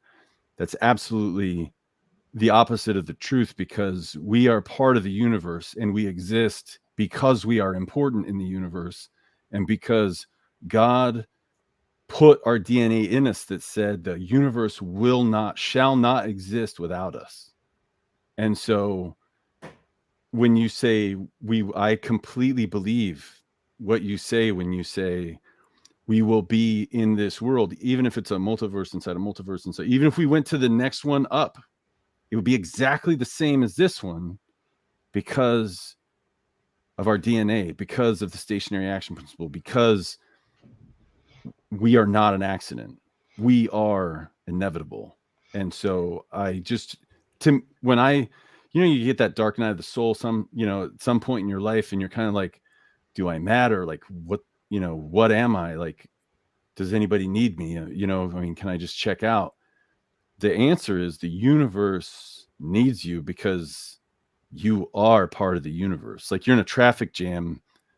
You feel like the universe is holding you up, but to the rest of the universe, you are the jam. Like you are part of the universe and you're important because you are the universe. Spies for God. Pick a role, but you're important because you are essential. And that's a fact. So I agree with what you just said. Notice that we are an extremely dangerous gamble that nature has made. We have the ability to end life on this planet for a while, not forever. After we kill ourselves, give it 1,000,000 years, and this planet will be a garden again. But no, at least there will be severe delay. The fact that nature made this gamble shows how important we are. Because that's quite a gamble, all right? That's quite a gamble to spin out these things that can leave the web of instinct that left the garden, and they can wreak havoc. And by the way, they are wreaking havoc. And yet it was worthwhile to gamble. That shows how necessary we seem to be in the greater scheme of things. What I wouldn't follow you with, Brad, is the suggestion that I will be exactly the same as I am now after I die. I think what I really am will be exactly the same, in the sense that my inner subjectivity, what I really am, my subjectivity will be exactly the same. But if you ask me, will I still have a beard after I die? I don't think so. And the reason is that I think our body is what the particular state of mind that we call life looks like when represented on the dashboard. Therefore, if I am not alive, it means I am in a different state of mind. And therefore, I will not look like this body, because the body is what life looks like. You see what I mean? So I think I will not Yes, look sir. like a physical body, but my core, the essence of what I am, before I looked in the mirror for the first time and realized that I have 4 limbs and I have a nose, before I realized all that, when I was an infant with eyes closed, there was something it was like to be me, and that was pure subjectivity. That pure subjectivity, I think, is the same whether you're alive or dead, far in the past, before or after the Big Bang, I don't care. That pure subjectivity is what there is. It's the foundational level of nature. That's what you are, have always been, and will always be. That will never change. And the world in which you exist is this world, has always been and will always be, even after you're dead. But how you will look like, or your particular state of mind, that I think will change. Look, if you drink You're right. beer, No, I completely agree. if you drink beer, your state of mind changes. Yep. Because something messes up in your brain. Now imagine when you no longer have a brain. Imagine what a major change in your state of mind that will be. So I think it will be different. But what you really are, the thing that has different states, that thing is the same. Will always be the same. You'll never cease being it. And you never cease being in this world. You will just be on the other side of the dashboard. Yeah, I mean, when we if what I'm saying, I think 100% exactly what, because if my concept is we're Hawking radiation on the surface of a black hole, and when we leave this universe and we take our heat with us and we leave as Hawking radiation, which is black body radiation, right? We're carrying the information in our memory and DNA, I think, in that moment, in satisfaction of the law of conservation of quantum information. And so we are actually changed, as you say, like we are carrying that information with us. That's what Hawking says, right? And so I think when our consciousness leaves the surface of the black hole, and in fractal ascension, maybe to the next one, I think the DNA, as it's changed, right, does it drop us in the same universe? Like, is it a repeat? I don't know. I mean, like when we land on the next one, does that mean we follow the same path? I'm not really sure.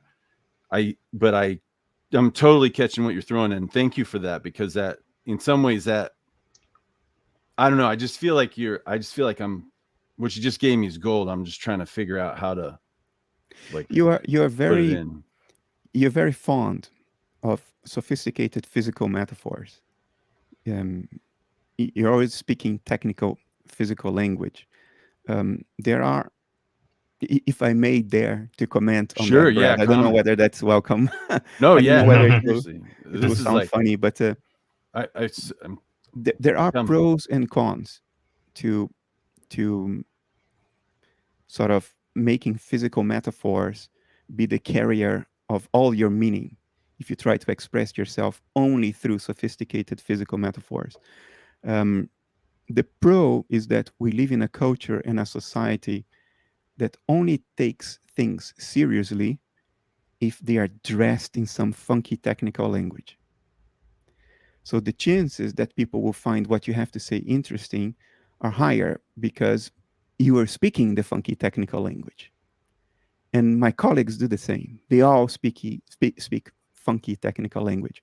But you may have noticed that this is exactly what I tried to not do today, because I already have to do that all the time, since my colleagues and peers, they only do that. If I want to speak to them, that's the language I have to speak.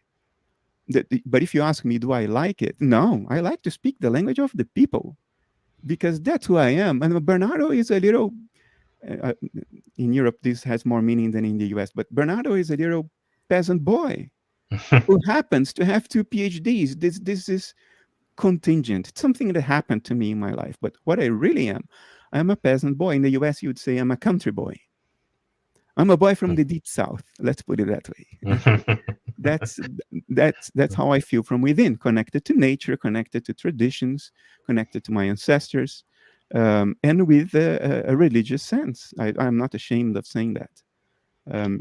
So from that perspective, there is a danger of conveying everything through sophisticated physical metaphors. And that is that this physical language has all kinds of nuances that you may miss. And then you will say something other than you think you are saying, depending on who is listening. Right. For instance, the law of conservation of information, that is correct.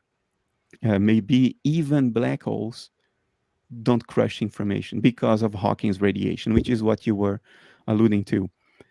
But the fact that information is conserved does not necessarily mean that the meaning, that we can access the meaning of that information. Right. Because that information may become so dispersed that there is no recognizable pattern anymore, so we cannot understand it anymore.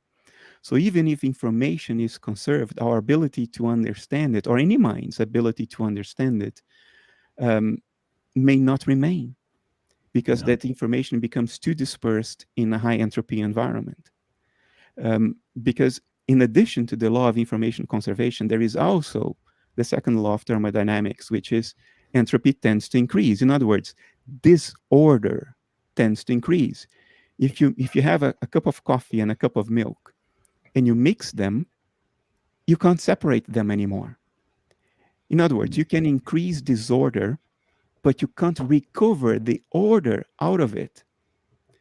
The information is technically conserved, because the paths in space-time that all those little molecules of coffee and milk took are in principle predictable.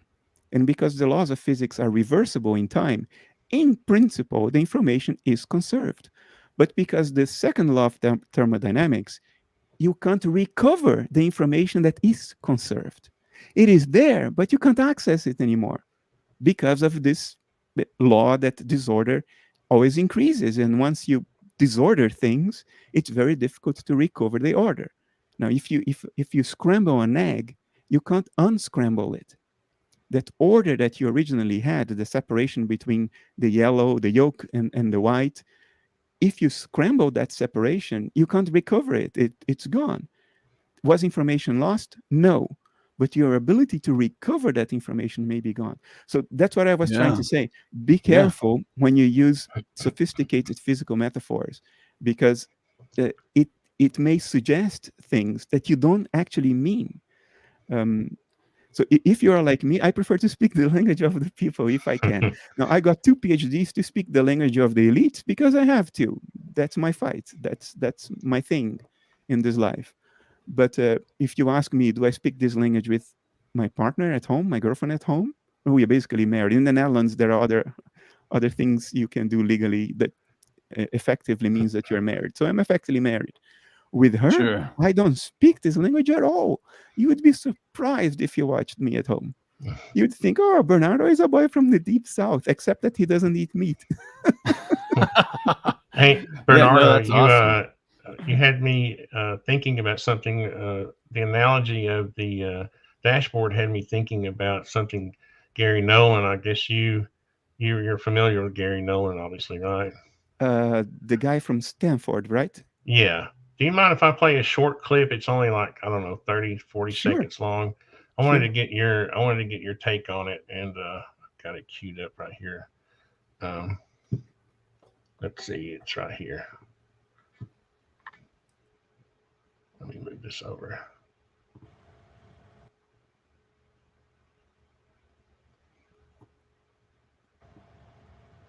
I have seen data from a couple of groups now that were pretty extraordinary and obvious interactions with something. I mean, I don't want to get into the details. I'll wait for them to get their data together. I'm going to help them write up the paper. But I've never seen anything so extraordinary. I'm sorry for being, No, you've got to respect people too, and these are your peers, right? So if you quickly get a name for just giving away people's work, nobody wants to work with you anymore. Nobody wants to work with you anymore. But it is extraordinary if we can get it down. I mean, it was a once only event, but it was recorded by 2 cameras, and it was very close up. I don't know how to explain it, but it clearly reacted to their. I have seen data from a couple of groups now that were pretty extraordinary and obvious interactions with something. I mean, I don't want to get into the details. I'll wait for them to get their data together. I'm going to help them write up the paper. But I've never seen anything so extraordinary. I'm sorry for being, No, you've got to respect people too, and these are your peers, right? So if you quickly get a name for just giving away people's work, nobody wants to work with you anymore. Nobody wants to work with you anymore. But it is extraordinary if we can get it down. I mean, it was a once only event, but it was recorded by 2 cameras, and it was very close up. I don't know how to explain it. But it clearly reacted to their signal, and it got up close and personal. So hopefully they'll be able to put that together in a way that is publishable. Sorry about that. I think I accidentally replayed some of that, but it was good because I was about to ask you to play that again because I like what did he really say? Well, it reminded me of this. It's sort of this thing going around the internet, the shadow biosphere, and we were talking about the analogy of the dashboard, and it made me think to play that because I wanted to get your take on what you think he might be talking about, and if that's just simple dashboard effect.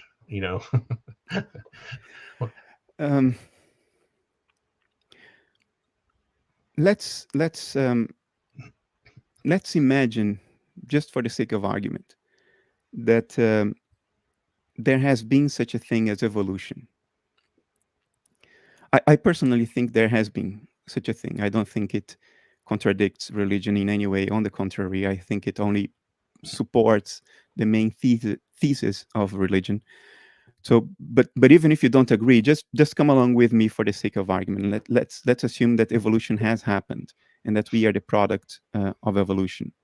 That this is something nature has been trying to do for a very long time, and it's trial and error until it got to us, and it seems to have worked with us because now we sort of conquered the planet. If that is the case, then our sensors and our dashboard have evolved not to show us everything that may be philosophically significant about the world, but to show us only what we need to survive and reproduce. Because that's the game of evolution by natural selection. It's not about truth. It's about fitness. It's about survival. It's about reproduction. So what we perceive would then, by construction, be what we need to perceive in order to survive, not what we would like to perceive in order to understand nature and the mind of God, because those things may not have a bearing on survival. Now, if that is so, then of course the dashboard is imperfect. It doesn't show us everything there is to know. It doesn't show us everything that would be relevant for us to develop a certain worldview about what's going on. Because developing a worldview is something that we have been doing for only 30,000 years, according to evolution. That's when we developed symbolic thinking. Before that, we existed as humans, but we didn't have the ability to conceptualize our thinking. So the dashboard is limited if that's the case. So it wouldn't surprise me that under extraordinary circumstances, phenomena of nature would sort of creep into the dashboard that the dashboard was not made to represent. No process in nature is perfect. The dashboard is not perfect. It was made to pick up certain things, but it isn't perfect. So under extraordinary circumstances, other things that it was not made to pick up may sort of creep in. Things may creep into the physical world that normally don't, because the physical world is the dashboard, and the dashboard didn't evolve to show us everything that we would like to see. It evolved only to show us what has a bearing to our survival. So I think it is entirely conceivable, it's not incoherent, to imagine that every now and then extraordinary things are witnessed. Maybe what happened in Fatima in Portugal in 1917 was one of those extraordinary things, an extraordinary event witnessed by 20,000 people that you can't fake. What was that? I don't know what that was. That's the so-called miracle at Fatima. It's basically a vision in the sky, basically the sun swirling around. And I'm sorry, Bernardo, you can probably describe it better than I can. You just did it. You just did it. That was it. Something that was described as the sun was swirling around in the sky and then started falling towards the earth, and people panicked. Now, it's something that creeped into our ability to perceive the world, something that normally would be filtered out because it doesn't have a bearing on our survival. As a matter of fact, none of the 20,000 people died during the Fatima event, but sometimes things creep in. The alien abduction phenomenon, which I personally don't think is physical. I don't think anything is physical. I think everything is mental, but particularly the alien abduction phenomenon. To say that it's mental doesn't mean that it's not real. It's real, but I think it's something in the mind of nature that creeps into the dashboard when it's not meant to, or when the dashboard was not made to pick it up. Whether it's deliberate or not, it's something else. So I'm open to what's his name again? Eric Nolan. Gary Nolan. Yeah. I'm open to what Eric Nolan was hinting at, that there may be something extraordinary that was not only witnessed but recorded as well. I'm open to that possibility, and I think we are surrounded by a lot more mystery than we dare imagine. I mean, we are attracted to mystery. That's not a surprise. Good spies are attracted to mystery, right? When mysteries and spies, they're like, the two poles of a magnet. They just go after one another. Good spies want mysteries to be unveiled. So, lo and behold, we are curious. We like mysteries. But even then, I think we are surrounded by more mystery than we would be comfortable with if we actually knew how much mystery we are surrounded with. Even our taste for mystery, despite that, we would go like, oh, no, wait a minute, maybe not this much. And this is great because it makes us good spies, but it can be exploited. Could it not be that... Just to finish this rant very quickly, Tony, because it's a rant that is important to me. Yeah. People know that other people are attracted to mystery by construction, as we should be if we are to be good spies for God. And they can exploit it by creating mysteries that don't actually exist and selling loads of books and appearing on television. Do I think that's the case with Eric Nolan? No. There is only a couple of names you could give me that I would say, in these cases, I am almost sure that's not the case. I think it's the case for a whole bunch of other names you could drop in front of me, but in the case of Eric Nolan, not. So I am tantalizingly curious about what I just heard in this clip you showed me. Well, I didn't mean to interrupt you. I'm trying to do actually better about that, but I get so excited about some things. Sometimes I just want to jump in, and I'm trying to do better. But I was wondering if you mentioned earlier, if it's not that, maybe it's not that the dashboard is imperfect. Maybe it's just that we aren't being exposed to certain things until certain times. So we're only seeing them, right? That would presuppose that there is a deliberate agency behind the phenomenon. That it's not just a spontaneous natural manifestation, but there is a deliberate agent with some degree of intelligence who has a schedule. Jacques Vallée wrote about it. He wrote about the schedule of reinforcement, the messengers of deception. He wrote about it back in the 70s. I suspect he still thinks that might be true. So yes, there may be a deliberate agency behind this whole thing, and I try not to think too much about it because it's a rabbit hole that doesn't get you much. Doesn't you know? But it's possible. It's possible that we are parts of some great experiment by a higher agency. No, what I meant was that it was remote to us, and that we hadn't been exposed to it. Not that there's some kind of foul play or design behind. I mean, couldn't it be that we just weren't our filter or our dashboard hasn't been exposed to certain things yet until now, or it could be, but in the case of the UAP phenomenon, we have evidence for it going back hundreds of years. It seems to have always been there. It seems to be a thing of this planet, even because even Elijah getting carried up into the fiery chariot. You know what I mean? Like things start. Maybe that happened. You know what I mean? Like I'm just saying. There's. It seems like there are some crazy, phenomenon, like you said, that just time immemorial. Yeah. Well, let me be first very blunt about one thing. I don't believe in the ancient alien hypothesis. I think that thing is made to get people's money. If you know what I mean. It's to get people to watch stuff that is nonsense TV. And to buy books that are nonsense.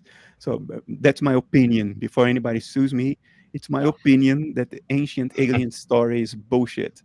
Because apparently everything was made by the aliens. Everything we have perfectly good explanations for. Oh, it was the aliens. Nonsense. It's like the supersymmetry of history. Yeah, what I mean when I said it has always been with us, what I meant is that there has always been a legitimate mystery. I don't think that mystery is ancient aliens in beryllium spaceships coming here to do a survey. I mean, this survey is going on for what now? Thousands of years? What a bloody survey. They never get to finish it. What the hell is going on? I don't think that's what's happening. I think the day we realize what the mystery actually is, it will be a lot more profound than little green men coming in metal spaceships to visit us.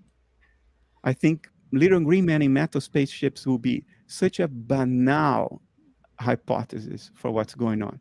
Such a flat, silly, banal hypothesis that the reality of this thing is so much deeper that it would grab us by the balls. It would be something that would discombobulate us. And because aliens in spaceships, we can wrap our heads about that. We've gone to the moon in a metal spaceship. So why couldn't other organic beings that evolved in other rocks come to us in metal spaceships? It's banal. It's something we can wrap our heads around. I think the reality of it is very different. It's not something we can wrap our little 21st century heads around. The mystery is much deeper than that, I suspect. When I was thinking about this not too long ago, I thought to myself, well, I think that humans in an Earth-like exoplanet, right, because of our DNA, because of the stationary action principle, I don't think that, just like you said, the evolution of life is not some kind of accident. It's what happens. Like it is clearly, clearly it happens every time, all the time. If you have an exact environment like Earth, you always get, Tony and you and me at some point, together on a Zoom. And so what I was thinking was, our planet got a reset 65 million years ago. If the universe is 14 billion years old, then that means humans evolved somewhere else on some other Earth-like exoplanet. They had to, just because we're here. And if we can agree that in time, all it takes is time for, say, humans to become interstellar. If we can make that assumption and just agree that for the sake of argument, it only takes time for humans to become interstellar. Given that, then we're just a baby. 65 million years ago, we got a complete reset, which means we must be the colony. If we would go interstellar, plant colonies in other Earth-like exoplanets, if that's what we could agree that we would try to do if we could leave the planet and could go interstellar, if we agree that it takes time for us to become interstellar, and that's what we would do if we did, then we have to be the exoplanet. And we were put here. And then when you sort of start thinking about, like, there's only 2 species that have Rh plus or minus blood, and it's a monkey and it's a human, and there's no apparent evolutionary link there, you know, things start to look like we might be evolved. We might be a colony somewhere. And that raises a whole lot of questions, like, you know, why this sort of prime directive attitude where they're not going to reveal to us, you know, or what have you. But to me, it seems like, and I even found some research from the National Science Foundation where they said that the pyramids were made with concrete. It's like really, it's like very high tech nanosilica concrete. That's the National Science Foundation research, like from University of Drexel. Like they're like, we did an electron microscope survey, and there's these little nanosilicates. It was not quarried. And of course, they only had copper. So you're not going to quarry granite out of, you know, with copper hammer or whatever. But it just seems like things, it seems less and less unlikely to me. And we're seeing these ships zip around and stuff. Like, to me, I mean, I know we tend to think we're special and we're all alone or what have you, but just logically, if you accept those 2 assumptions, and they're assumptions, that it would take time to go interstellar, and that if we went interstellar, we would set up colonies, then I think that means we're the colony. And it's interesting. I mean, what do you think? What do you think? I'll comment around it because we cannot have closure on this. The ultimate answer is I don't know. So closure we will not get to, but I can comment around it for what it's worth.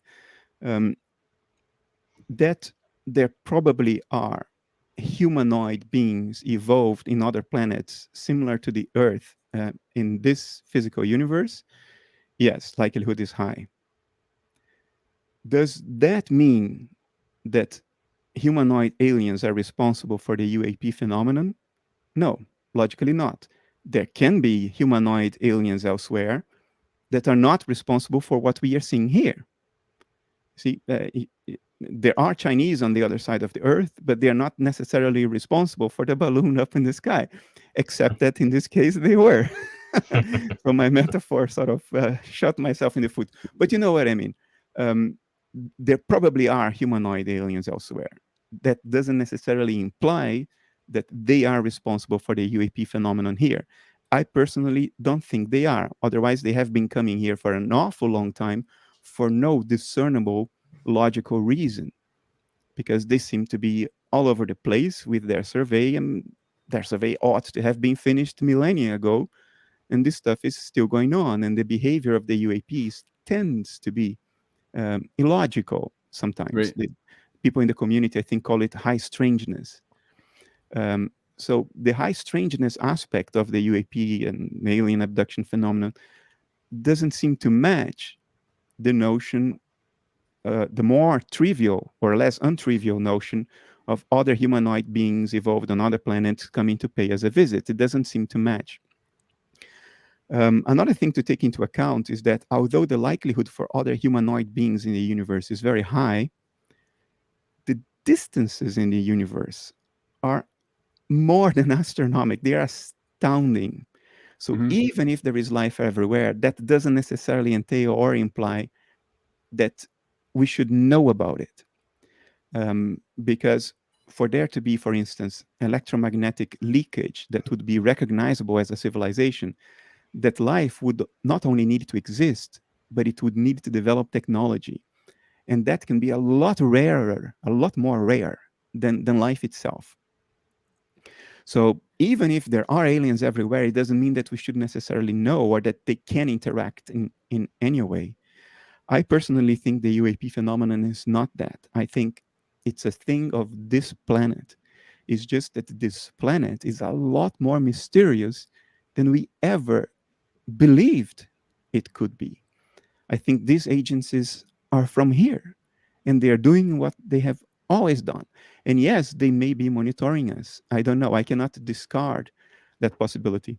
Now, regarding ancient technology, I think we do not give our ancestors enough credit.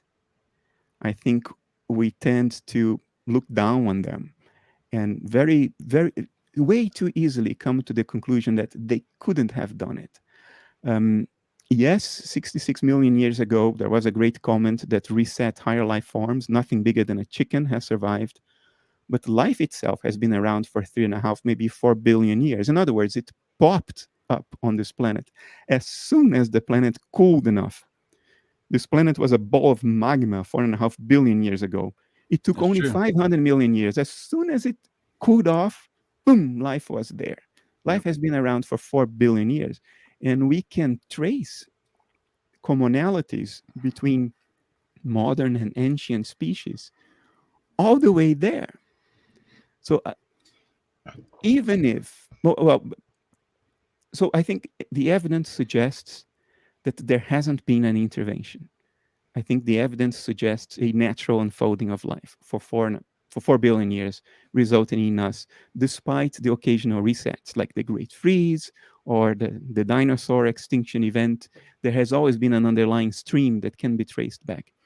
Having said that, I will grant you one thing, and probably people will make more of it than I wish them did, but than I wish they did.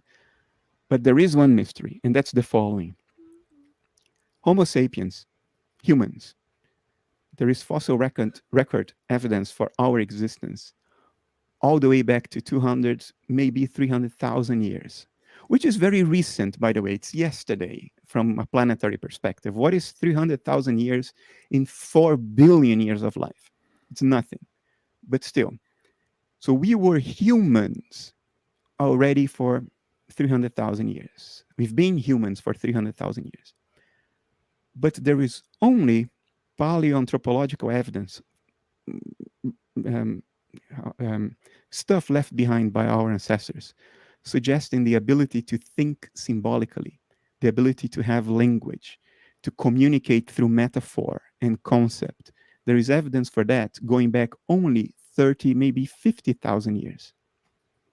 In other words, we are humans in the way we understand it as self-aware, thinking beings for only 30 to 50,000 years. But we are anatomically human, genetically human for 300,000 years. So what this says, and there is a book by Ian Tattersall called You don't have enough time to exist. No. It's more mysterious than that. Everybody should read Ian Tattersall's book, The Masters of the Planet, because he goes over this brilliantly. It's an 11-year-old book. And he is the curator of the Museum of American History, I think, or one of the divisions of the museum, the History Museum in New York, I think, if I remember correctly. But the point is the following. Whatever genetic mutation allowed us to think symbolically, to think conceptually, to have language, to create theory, to recognize ourselves as subjects in the world. Whatever genetic mutation was necessary for this was there already 200 or 300,000 years ago. And it went unused for at least 150,000. And then suddenly it became useful. So there is a genetic mutation fixed in our genome, put in there, that had no use, no survival advantage whatsoever. And that's not how evolution by natural selection usually works. What usually happens is that there is a mutation, and if it helps you survive, it stays there, otherwise it goes extinct. But this mutation stayed there even though it was useless for quite a long time. It was literally not used for over 150,000 years. And then suddenly, a human 30 or 50,000 years ago, quote, discovered that it could be a self-reflecting being, and therefore organize the behavior of humans, and therefore create civilization and language and history and science and philosophy and religion. Now, that's a mystery, because as Ian put it, Ian Tattersall, there is absolutely no reason for us to think that such a thing could happen, except for the fact that it obviously did.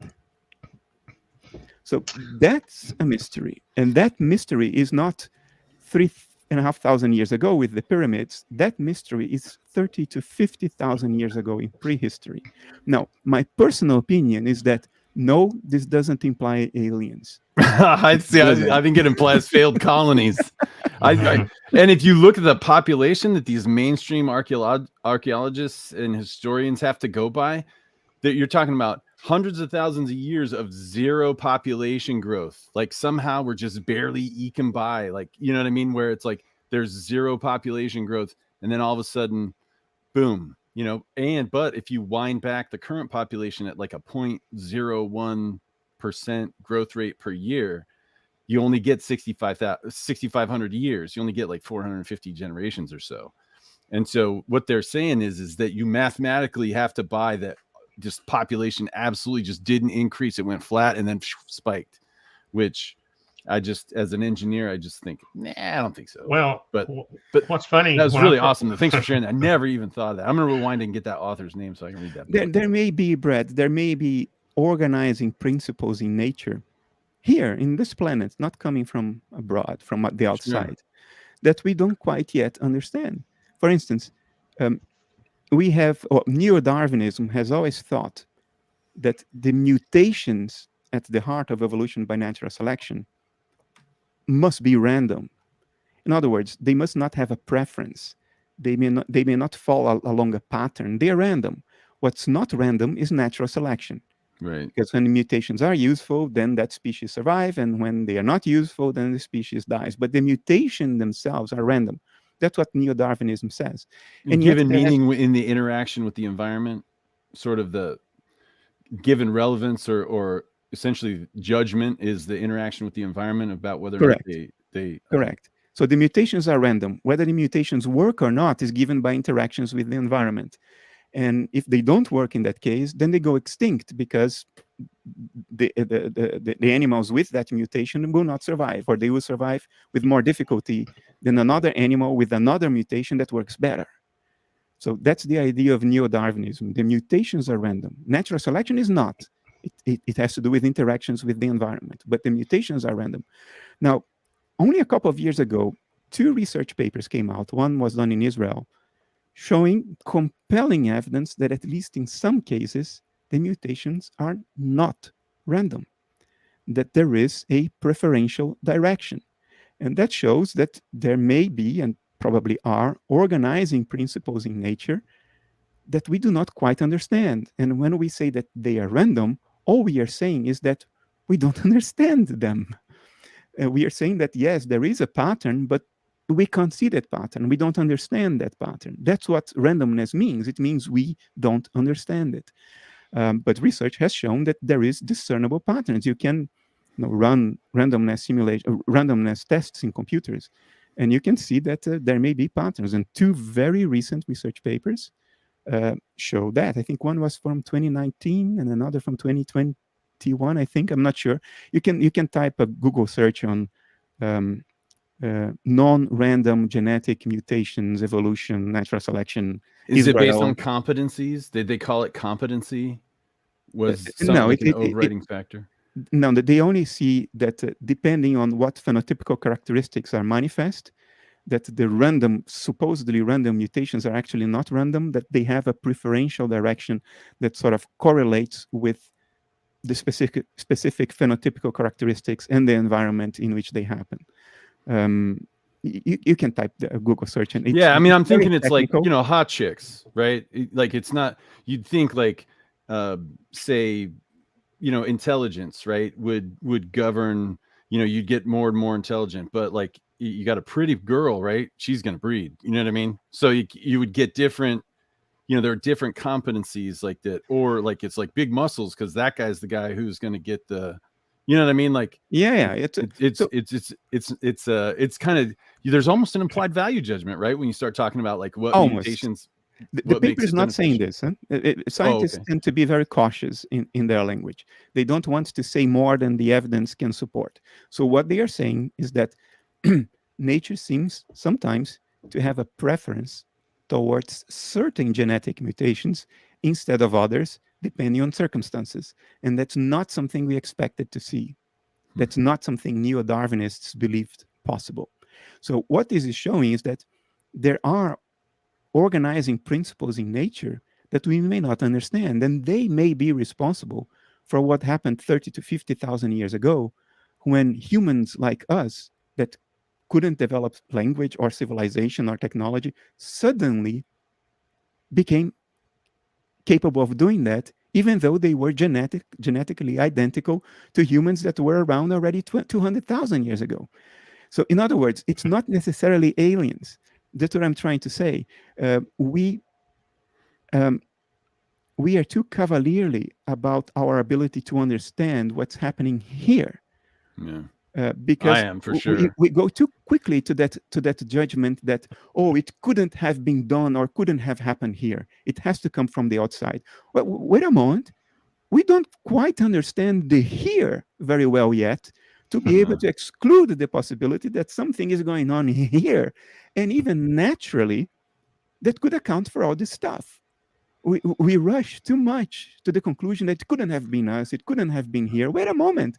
We don't know much yet to already exclude possibilities. There may be organizing principles in nature that affect us and our abilities and our genes that we are not aware of today, and that could account for the mysteries we see around us today without us having to appeal to aliens from another planet, for which there is precious little direct evidence. There is some, I acknowledge that, but it's not much to explain as much as people want to explain with it. People basically want to explain everything. I mean, if you watch the History Channel, Ancient Aliens, which I went through the pain of watching 2 or 3 episodes of that, and then I thought, I can't do this anymore. I haven't seen it yet. Are you saying don't look at it, don't watch it?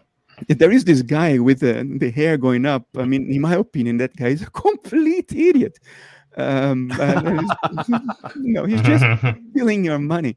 But I was amazed by how much they try to explain based on the notion that there may be aliens. I mean, it's like everything needs to be explained that way. That's not sound reasoning. That's not logical. That's not reason. No, I think part of this may be the evolution of experiences, because I know the younger generation seems to be more willing to think about these kind of things. I remember the first time I heard this ancient alien thing, I was really kind of offended, because I grew up building things, right? I'm a design build contractor.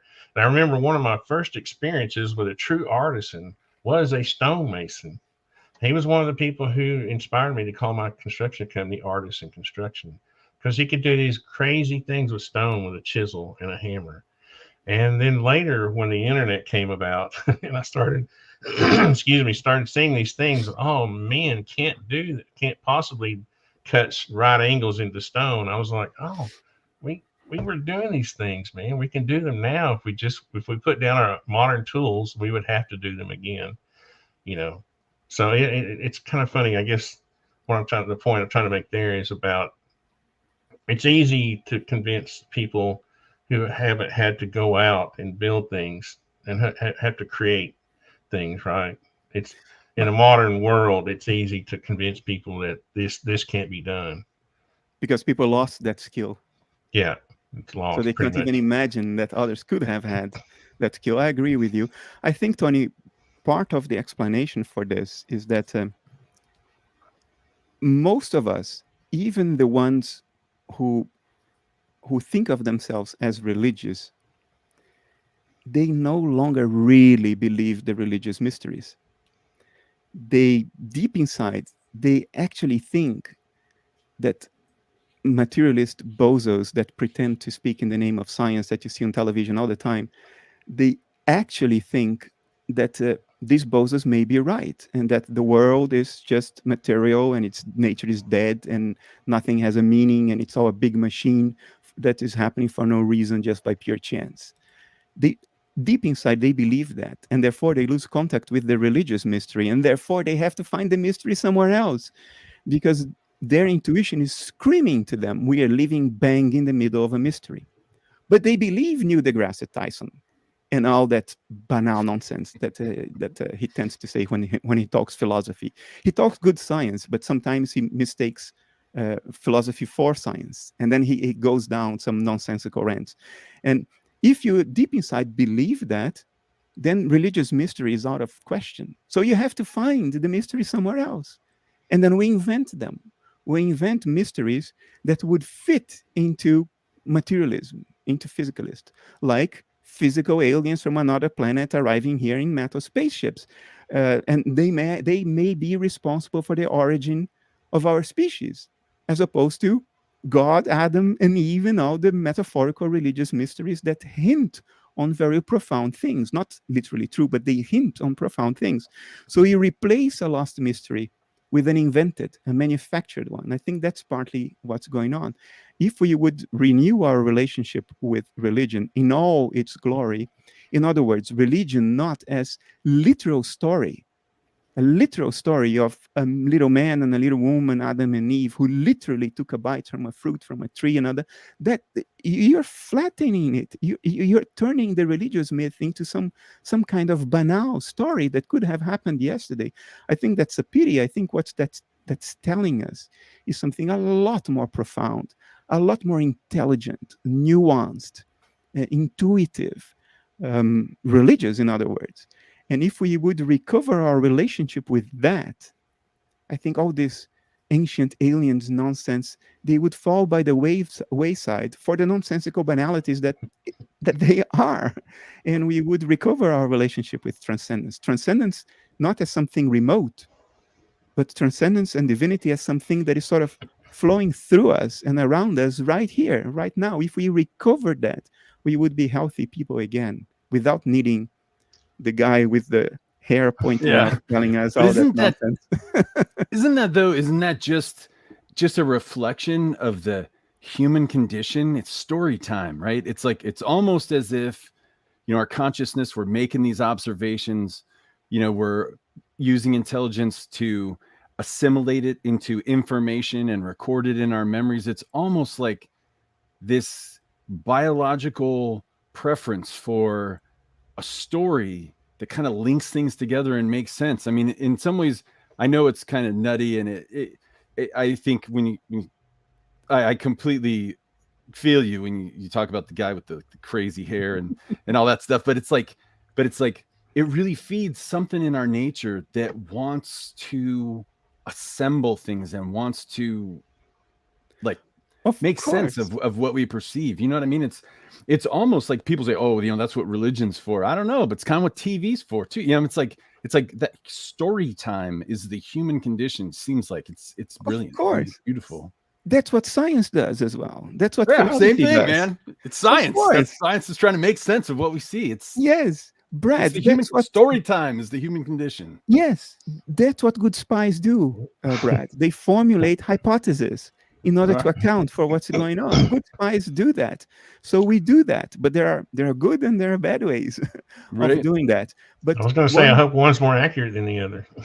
Well, one is less wrong than the other, another way to put it. And we will always do that. The problem is, if we believe this mainstream narrative that there is only matter and it serves no purpose and it's all dead and it's all meaningless, if we believe that, the message it's telling us is there are no mysteries.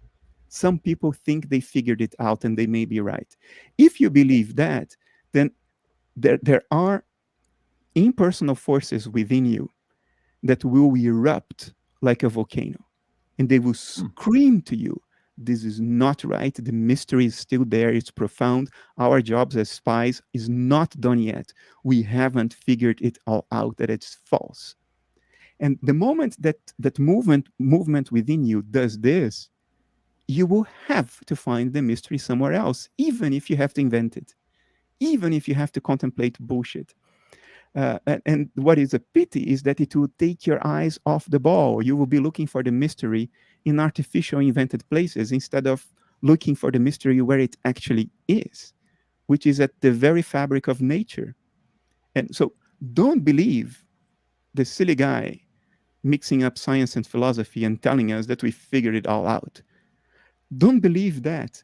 Science is made of an evolving series of convenient fictions. Science tells us very little about what nature is.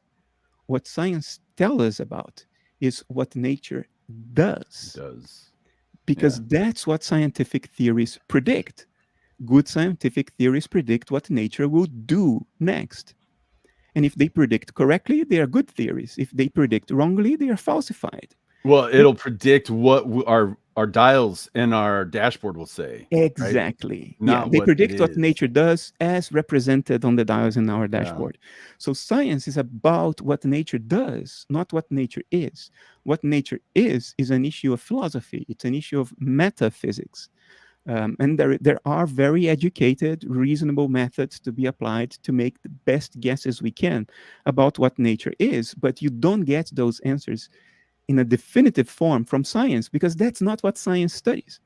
Now, when science tells you about things that are, like, oh, there is the force of gravity, or there are quantum fields, or there are electromagnetic fields, when science makes these statements about things that are, this is a metaphor. What science means is that things behave as though there were quantum fields. Things behave as though there were this invisible force acting at a distance called gravity. In other words, these are convenient fictions. These are modeling tools that allow us to think about nature in terms that are familiar to us, that give us a psychological handle on how to interpret our studies, our analysis, our predictions. Science doesn't mean that there definitively is such an invisible force called gravity. When Newton said that, it took the French 50 years to stop laughing of Newton, because they thought this notion of an invisible force acting at a distance between the Earth and the Moon and the Earth and an apple, that was ludicrous. It was mysticism, invisible stuff acting instantaneously at a distance. But it turned out that this convenient fiction was useful to predict what nature would do next. And it was on the basis of this convenient fiction that we put Neil Armstrong on the moon. So convenient fictions are convenient. They are useful. They're not true. But nature behaves often as though they were true. And that's all that science needs to make predictions. Now, since the early 20th century, we now think there is no such a force called gravity. It's nonsense. It never existed. What is really happening is that space and time bend and twist. And that's why apples fall. Now, since very recently, we don't think that convenient fiction applies anymore either. It has been a very useful convenient fiction, bending space-time. It allowed us to predict certain astronomical observations. It allowed us to predict the fine behavior of clocks and how time moves. It allowed us to develop, for instance, quantum crypto. No, not that.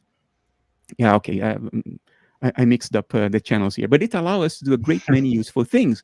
It was a very convenient fiction, a fundamental fabric of space-time that bends and twists. Now we think differently. Now with loop quantum gravity, we think time is not fundamental at all. Right. It's not a sort of objective scaffolding of the world out there. No, it's secondary. It's created by quantum level processes. So that's our latest convenient fiction. So you see, convenient fictions keep changing in the history of science. What that tells you is that science is not about what nature is. When science makes a statement about what there might be in nature, that's just a convenient fiction to allow us to predict behavior. What science actually does is to predict behavior, and that's all there is to it. They're predicting the configuration of the dashboard. Correct. Yeah. And the dashboard is, of course, correlated with the reality, just like the airplane's dashboard is correlated with the conditions of the sky outside. Otherwise, the dashboard would be useless. It's not useless, so it conveys important information. And if we predict what the dashboard will do next, then indirectly, we are predicting what nature will do next, because the dashboard reflects nature. Not one-to-one, but it reflects nature in some way. And that's the game of science. So when people think that science has already figured out what nature is, when scientists think that, as many do, they are being just extraordinarily naive about what science is and what philosophy is. They don't understand the game they're playing. They may even play the game very well without understanding it. Just like I and Tony, and I don't know what your age is, Brad. I think you're a little younger than us. But when I and Tony were playing... 50. oh, so you're a little older than me. You're looking good, man. Your hair is still completely black. Congratulations. Yeah, no, man. I need to get like. Yeah, you're up here. I'm just a regular guy. You're younger than me. It's cool, man. And I turned 60 in October, so. So when we were all playing Atari Space Invaders, we could play that game very well without understanding what was going on, and that's what scientists do when they do good science without understanding what science actually is. So when somebody like Neil deGrasse Tyson goes on television and says the world is physical and material and whatever else, these are philosophical statements, not scientific statements. Science predicts behavior, not being. So he's being naive, even though he may be a good astrophysicist, for all I know. So don't take authority on face value. You may be an authority on something very niche, very specific, like predicting what galaxies will do next. That doesn't mean that you know what galaxies are. That doesn't mean that you know what life is. That doesn't mean what politics are. You may be an authority in something, but be completely dumb and stupid in a great many other things. And that's what we miss. We think that if somebody has won a Nobel Prize in something very complicated, very difficult, then that person is an authority on everything, or at least related fields. And that's not necessarily the case at all, I promise you. So don't go down this path that we figured it all out and that there is no mystery, therefore aliens. No, that's not what's going on. We are sitting in the mouth of a gargantuan black hole full of mystery. We are in free fall into that black hole. But we keep telling ourselves, oh yeah, we figured it all out. That's just stupid. That's just naive. We are in the hands of divine mystery right now as we speak to each other. That's awesome. Beautiful. Yeah. Before we go, can I get your take on one more clip here? Sure. And it's related to, it's kind of related to what we're talking about, but it's kind of related to science's involvement in the current UAP thing. And I hate to keep going back to that, but I do want to get your take on this because it's a current event, right? So let me bring this up. And 2.5 hours, man. Just went buying a balloon. Thank you so much, man. Yeah. Let me bring this up, and I promise it's just a second. It's kind of related.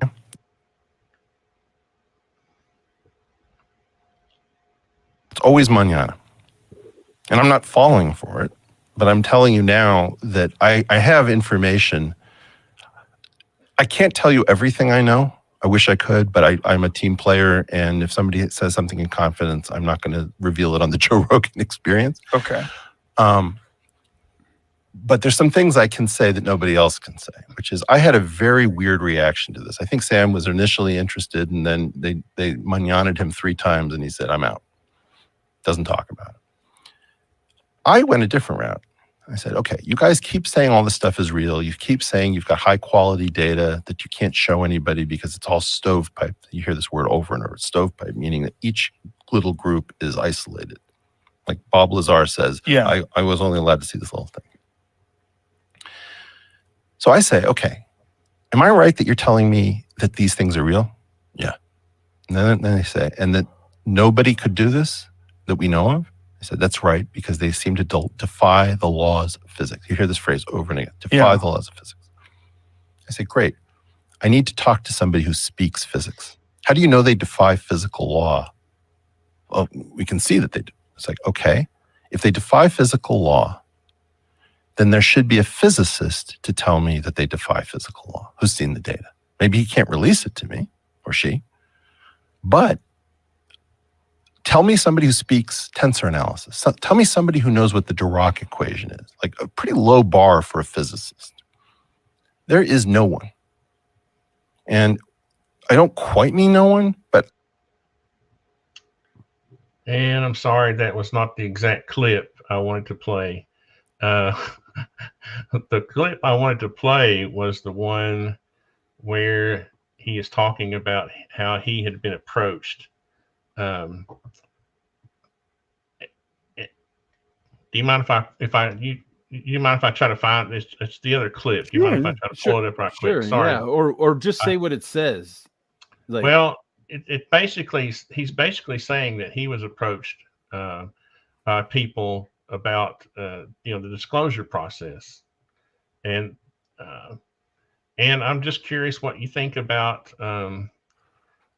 there are more than one person, like you've got Eric Weinstein, Gary Nolan, you've got other less scientific people like Jeremy Corbell. They're all making these claims, and they seem to be fantastic claims, by some credible people.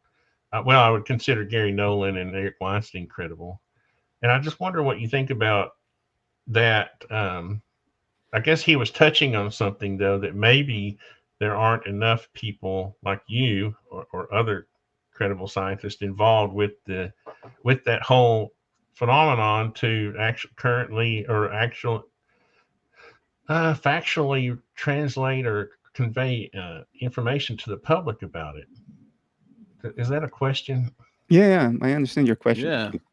Before I sink my teeth into the answer, can I just tell you something as a kind of a disclaimer? I don't know the person in the clip you just showed me. I don't follow much the field, so forgive me for my ignorance. So what I will say now is not directed at that person, because I don't know that person, so I don't have any judgment on him. But in general, when somebody starts by saying, I know a great many amazing things, but I really can't tell you. I can only drop some hints, but I can't tell you. It's secret. My immediate reaction in my mind is, oh, go piss off. If you really know amazing things that you can't tell, then you don't tell me that you know them, right? If you really have a confidentiality obligation, then you will not tell me even that you have anything that you know and that you can't tell, because you immediately get into a discussion in which you'll be asked to tell. So when people do that, I know there's many things, but I can't tell you that, my bullshit detector goes off scale. Alarm bells are all over the place. Like, this is somebody trying to create an aura of exquisite knowledge to get followers and buy his books or whatever. I'm not sure. I don't know whether that's the case for this person I watched, because I don't know that person, but I just wanted to preamble my answer with this. Like, be careful when people come around saying, I know, but I can't tell. Now, be suspicious of this, because things that are scams are presented exactly like that. There is nothing there, therefore you can't tell. But you say, oh, there is something there, I just can't tell about it. That's how scams are created. Now, regarding awareness of the laws of physics, I am not sure that okay, how do I put this? I think the people who know the most empirically about the UAP phenomenon, in other words, the people who are sitting on top of the recordings, the data, the samples, whatever there might be available, I think they themselves do not understand the phenomenon. In other words, there isn't a conspiracy of knowledge here, in the sense that there are people who really know what's going on and they are not telling us. No, I think the people sitting on top of the pile of evidence are as discombobulated as you and I would be. And I think that's the reason they don't come out and tell, because it would be a sign of weakness. Bloody hell, the US government at its highest levels, with the best scientists they have, they also don't know what's going on. So we are for unsafe. 70 years. Yeah, our skies are unsafe. We don't trust our authorities anymore. So they don't say that. And they stay sitting on top of the pile of evidence, because if the evidence is out, then they would have to give an account of it. And they don't have an account of it. That's what I personally think is what's going on. They are hiding evidence because they don't have an account of it, not because they do. It's not a conspiracy. It's shame. It's the inadequacy of our authorities that is at play here. Now, I don't think that those people are ignorant of physics. I don't think that. Some may be at management level, but people working at our top defense companies, Raytheon, Lockheed, there are excellent physicists working for these companies. And I don't mean excellent just because they have one or more PhDs. PhDs mean very little in this day and age. If you got one, you know what I'm talking about. Only people who don't have one that think that it's, oh my God, it's an amazing thing. No, it's not. I have two. I can tell you, it's not an amazing thing. So I'm not talking about their degrees. I'm talking about how good they are. Some of the best physicists that have lived did not have PhDs. And there is one who died recently. I forgot his name. He never wanted to have a PhD. He didn't want to waste his time on that. But he was very, very good. And there are very, very good physicists at defense organizations. So I don't think the people that have access to the evidence, I don't think those people do not include physicists who understand the state of the art of physics today. I think they do. I would be shocked if they don't. Yeah. And I think that might be the problem too. I think it's if there are errors that we cling to in the scientific community, you know what I mean? If there are things that we don't have right, I just, because there's such a, and maybe, I don't know if you have an opinion on intellectual authoritarianism and sort of the inability for us to study certain things because there's stigma and all this other kind of stuff. But it just seems to me that in a academic community where anti-gravity or, you know, some of these phenomenon are poo-pooed and ridiculed, like in a lot of ways, it reminds me of Wolpert's, and like reflecting back on Jai Kurt's, you know, theories or everything. Like he brings on Wolpert, and Wolpert says, well, you know, there's no free lunch. Science can only answer half of the questions. Well, maybe it's because science calls this pseudoscience and chooses not to look at it. You know what I mean? And so maybe it exists outside of science's capacity to, or the scientific method as applied. They're not going to get it because that's just not, they've kneecapped themselves and sort of nobody talks or does any of that because it's taboo. It just seems to me that, you know, when you say that the best, or the scientists that you know, obviously you hold in high regard, seems like they aren't part of the scientific community, so to speak. That resonates with me. It's part of the culture of science to be critical of what peers do. That's how science sort of controls itself and keeps itself sharp. If your peers do something that is wrong, then they get bad reviews and they get criticized, because there is no, science is not a church. There isn't a pope that has the authority to weed out the nonsense. So scientists have to weed out the nonsense through peer judgment, peer criticism, mutual peer criticism.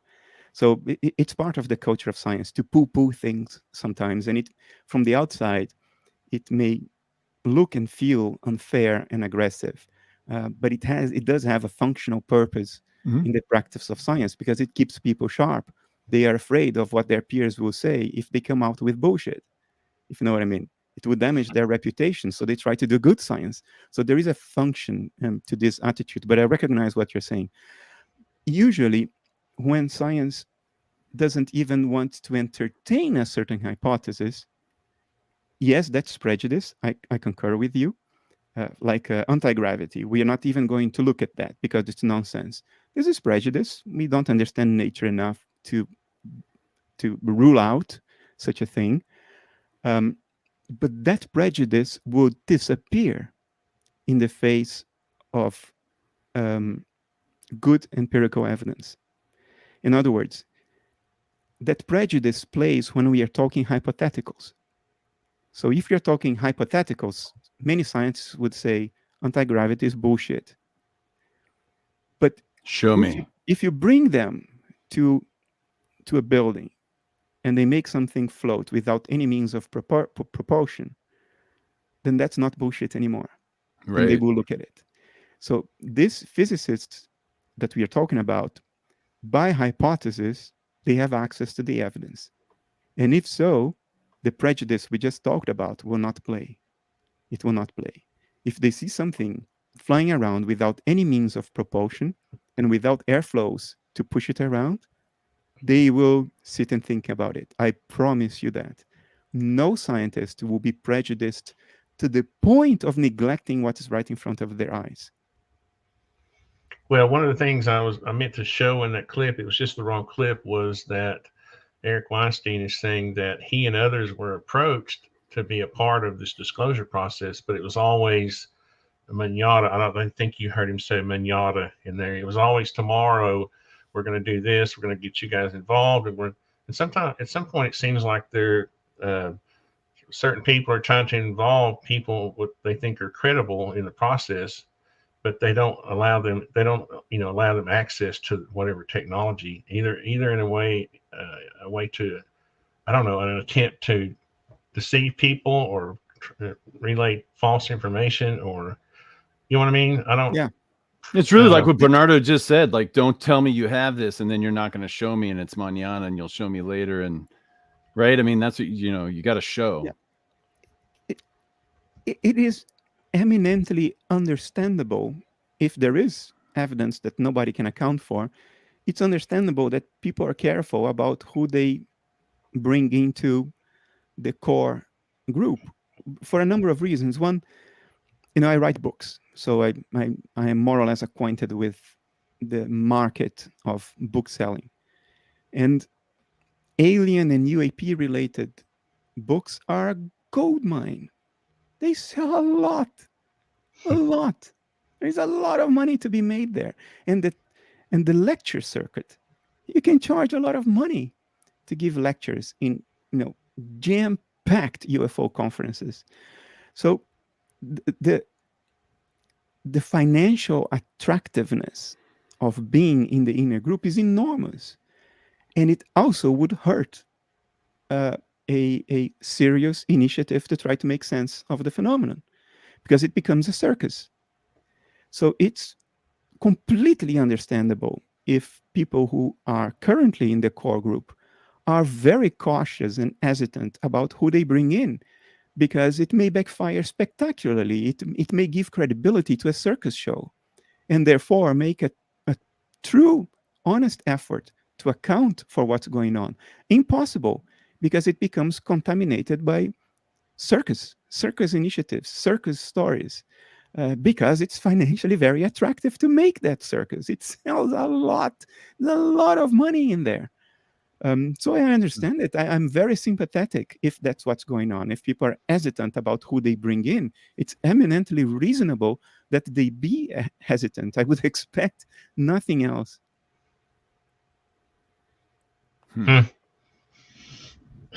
Well, this has been an awesome conversation.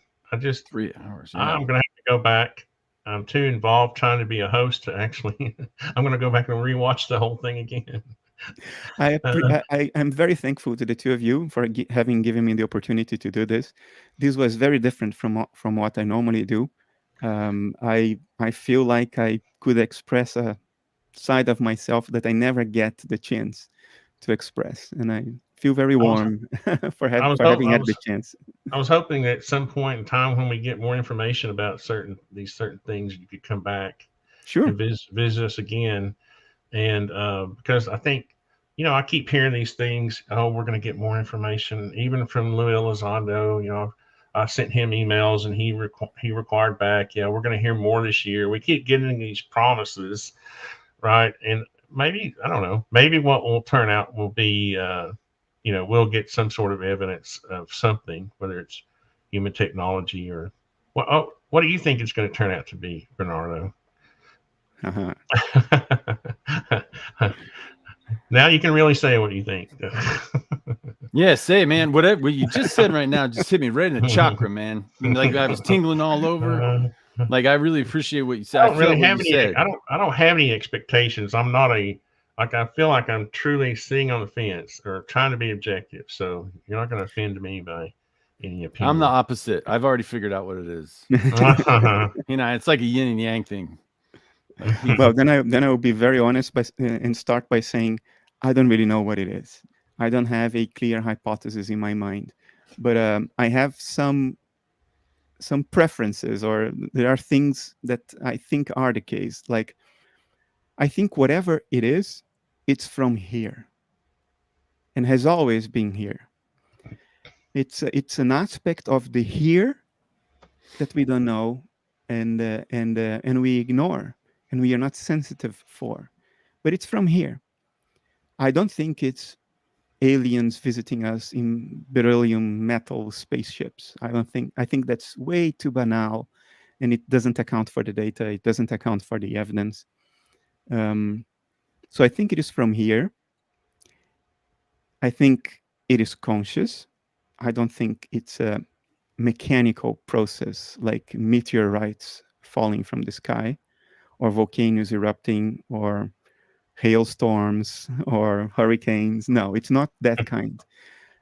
It's conscious, and it is purpose-driven, although we don't know what the purpose is. It's not surveying our civilization. It's not that. It's conscious, intelligent, purpose-driven, and it certainly knows a whole bunch of things that we don't know. And it is from here.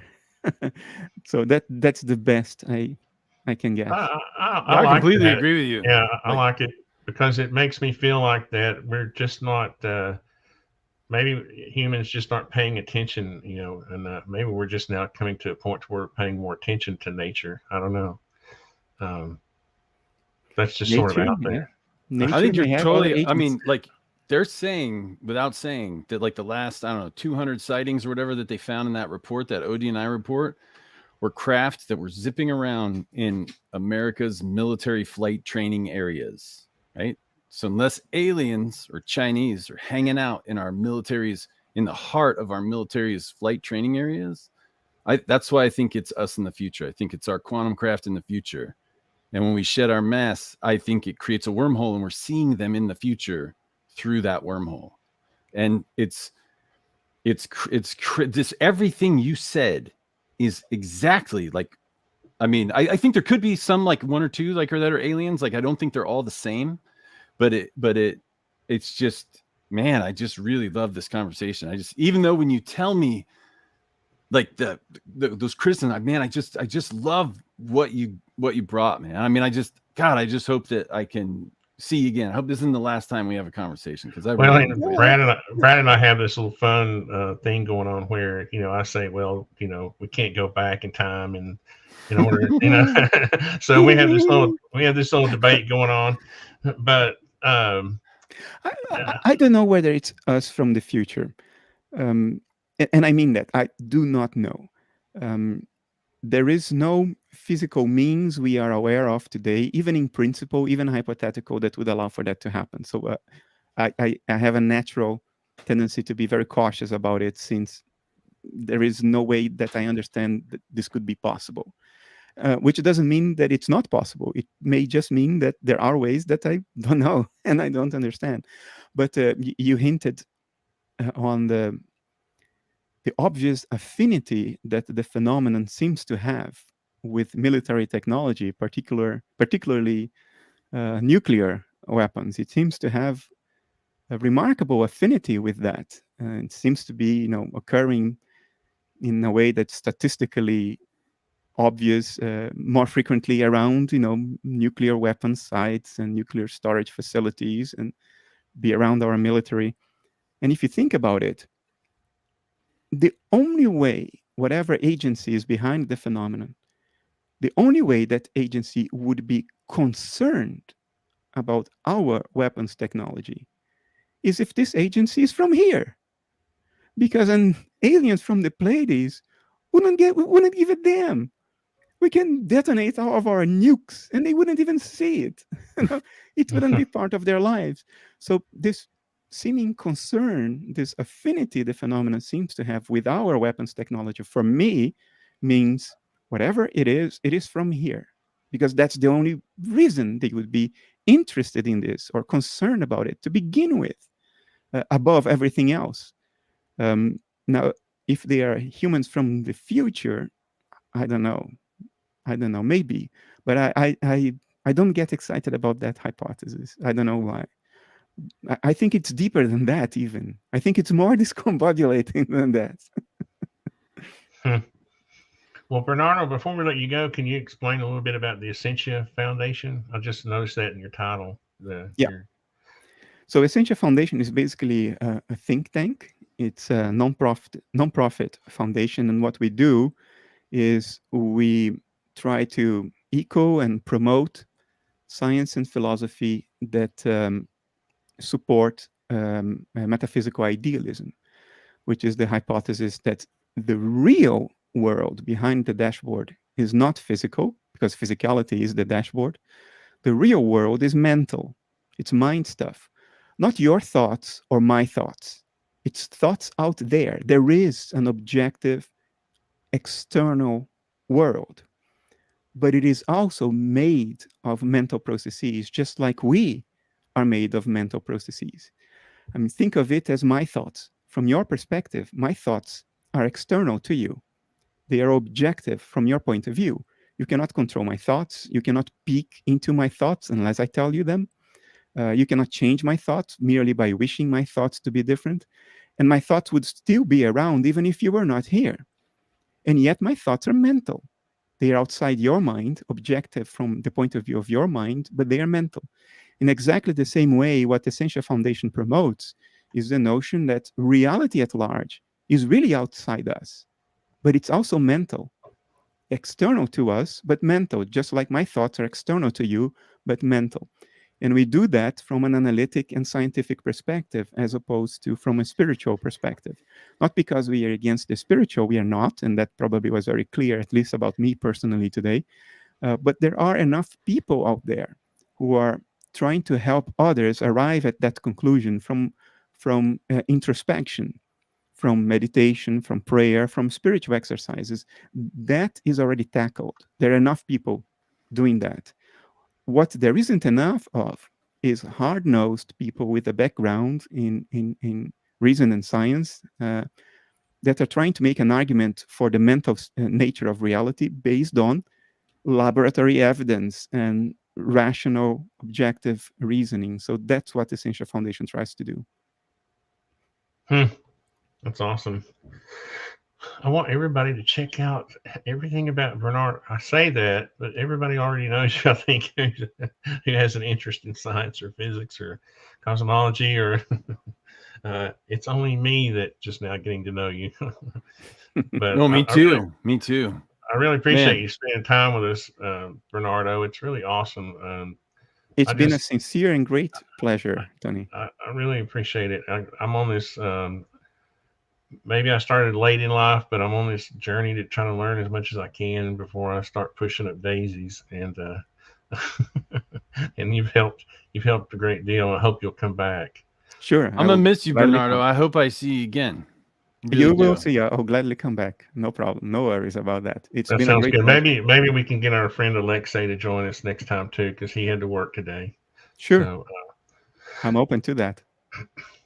Well, thanks to everyone in the chat for all the questions and comments, and we will see you next time. Thanks again, Bernardo and Brad. I appreciate it. Thank you, guys. Have a great day. It was great meeting you, Bernardo. See you next time. See ya.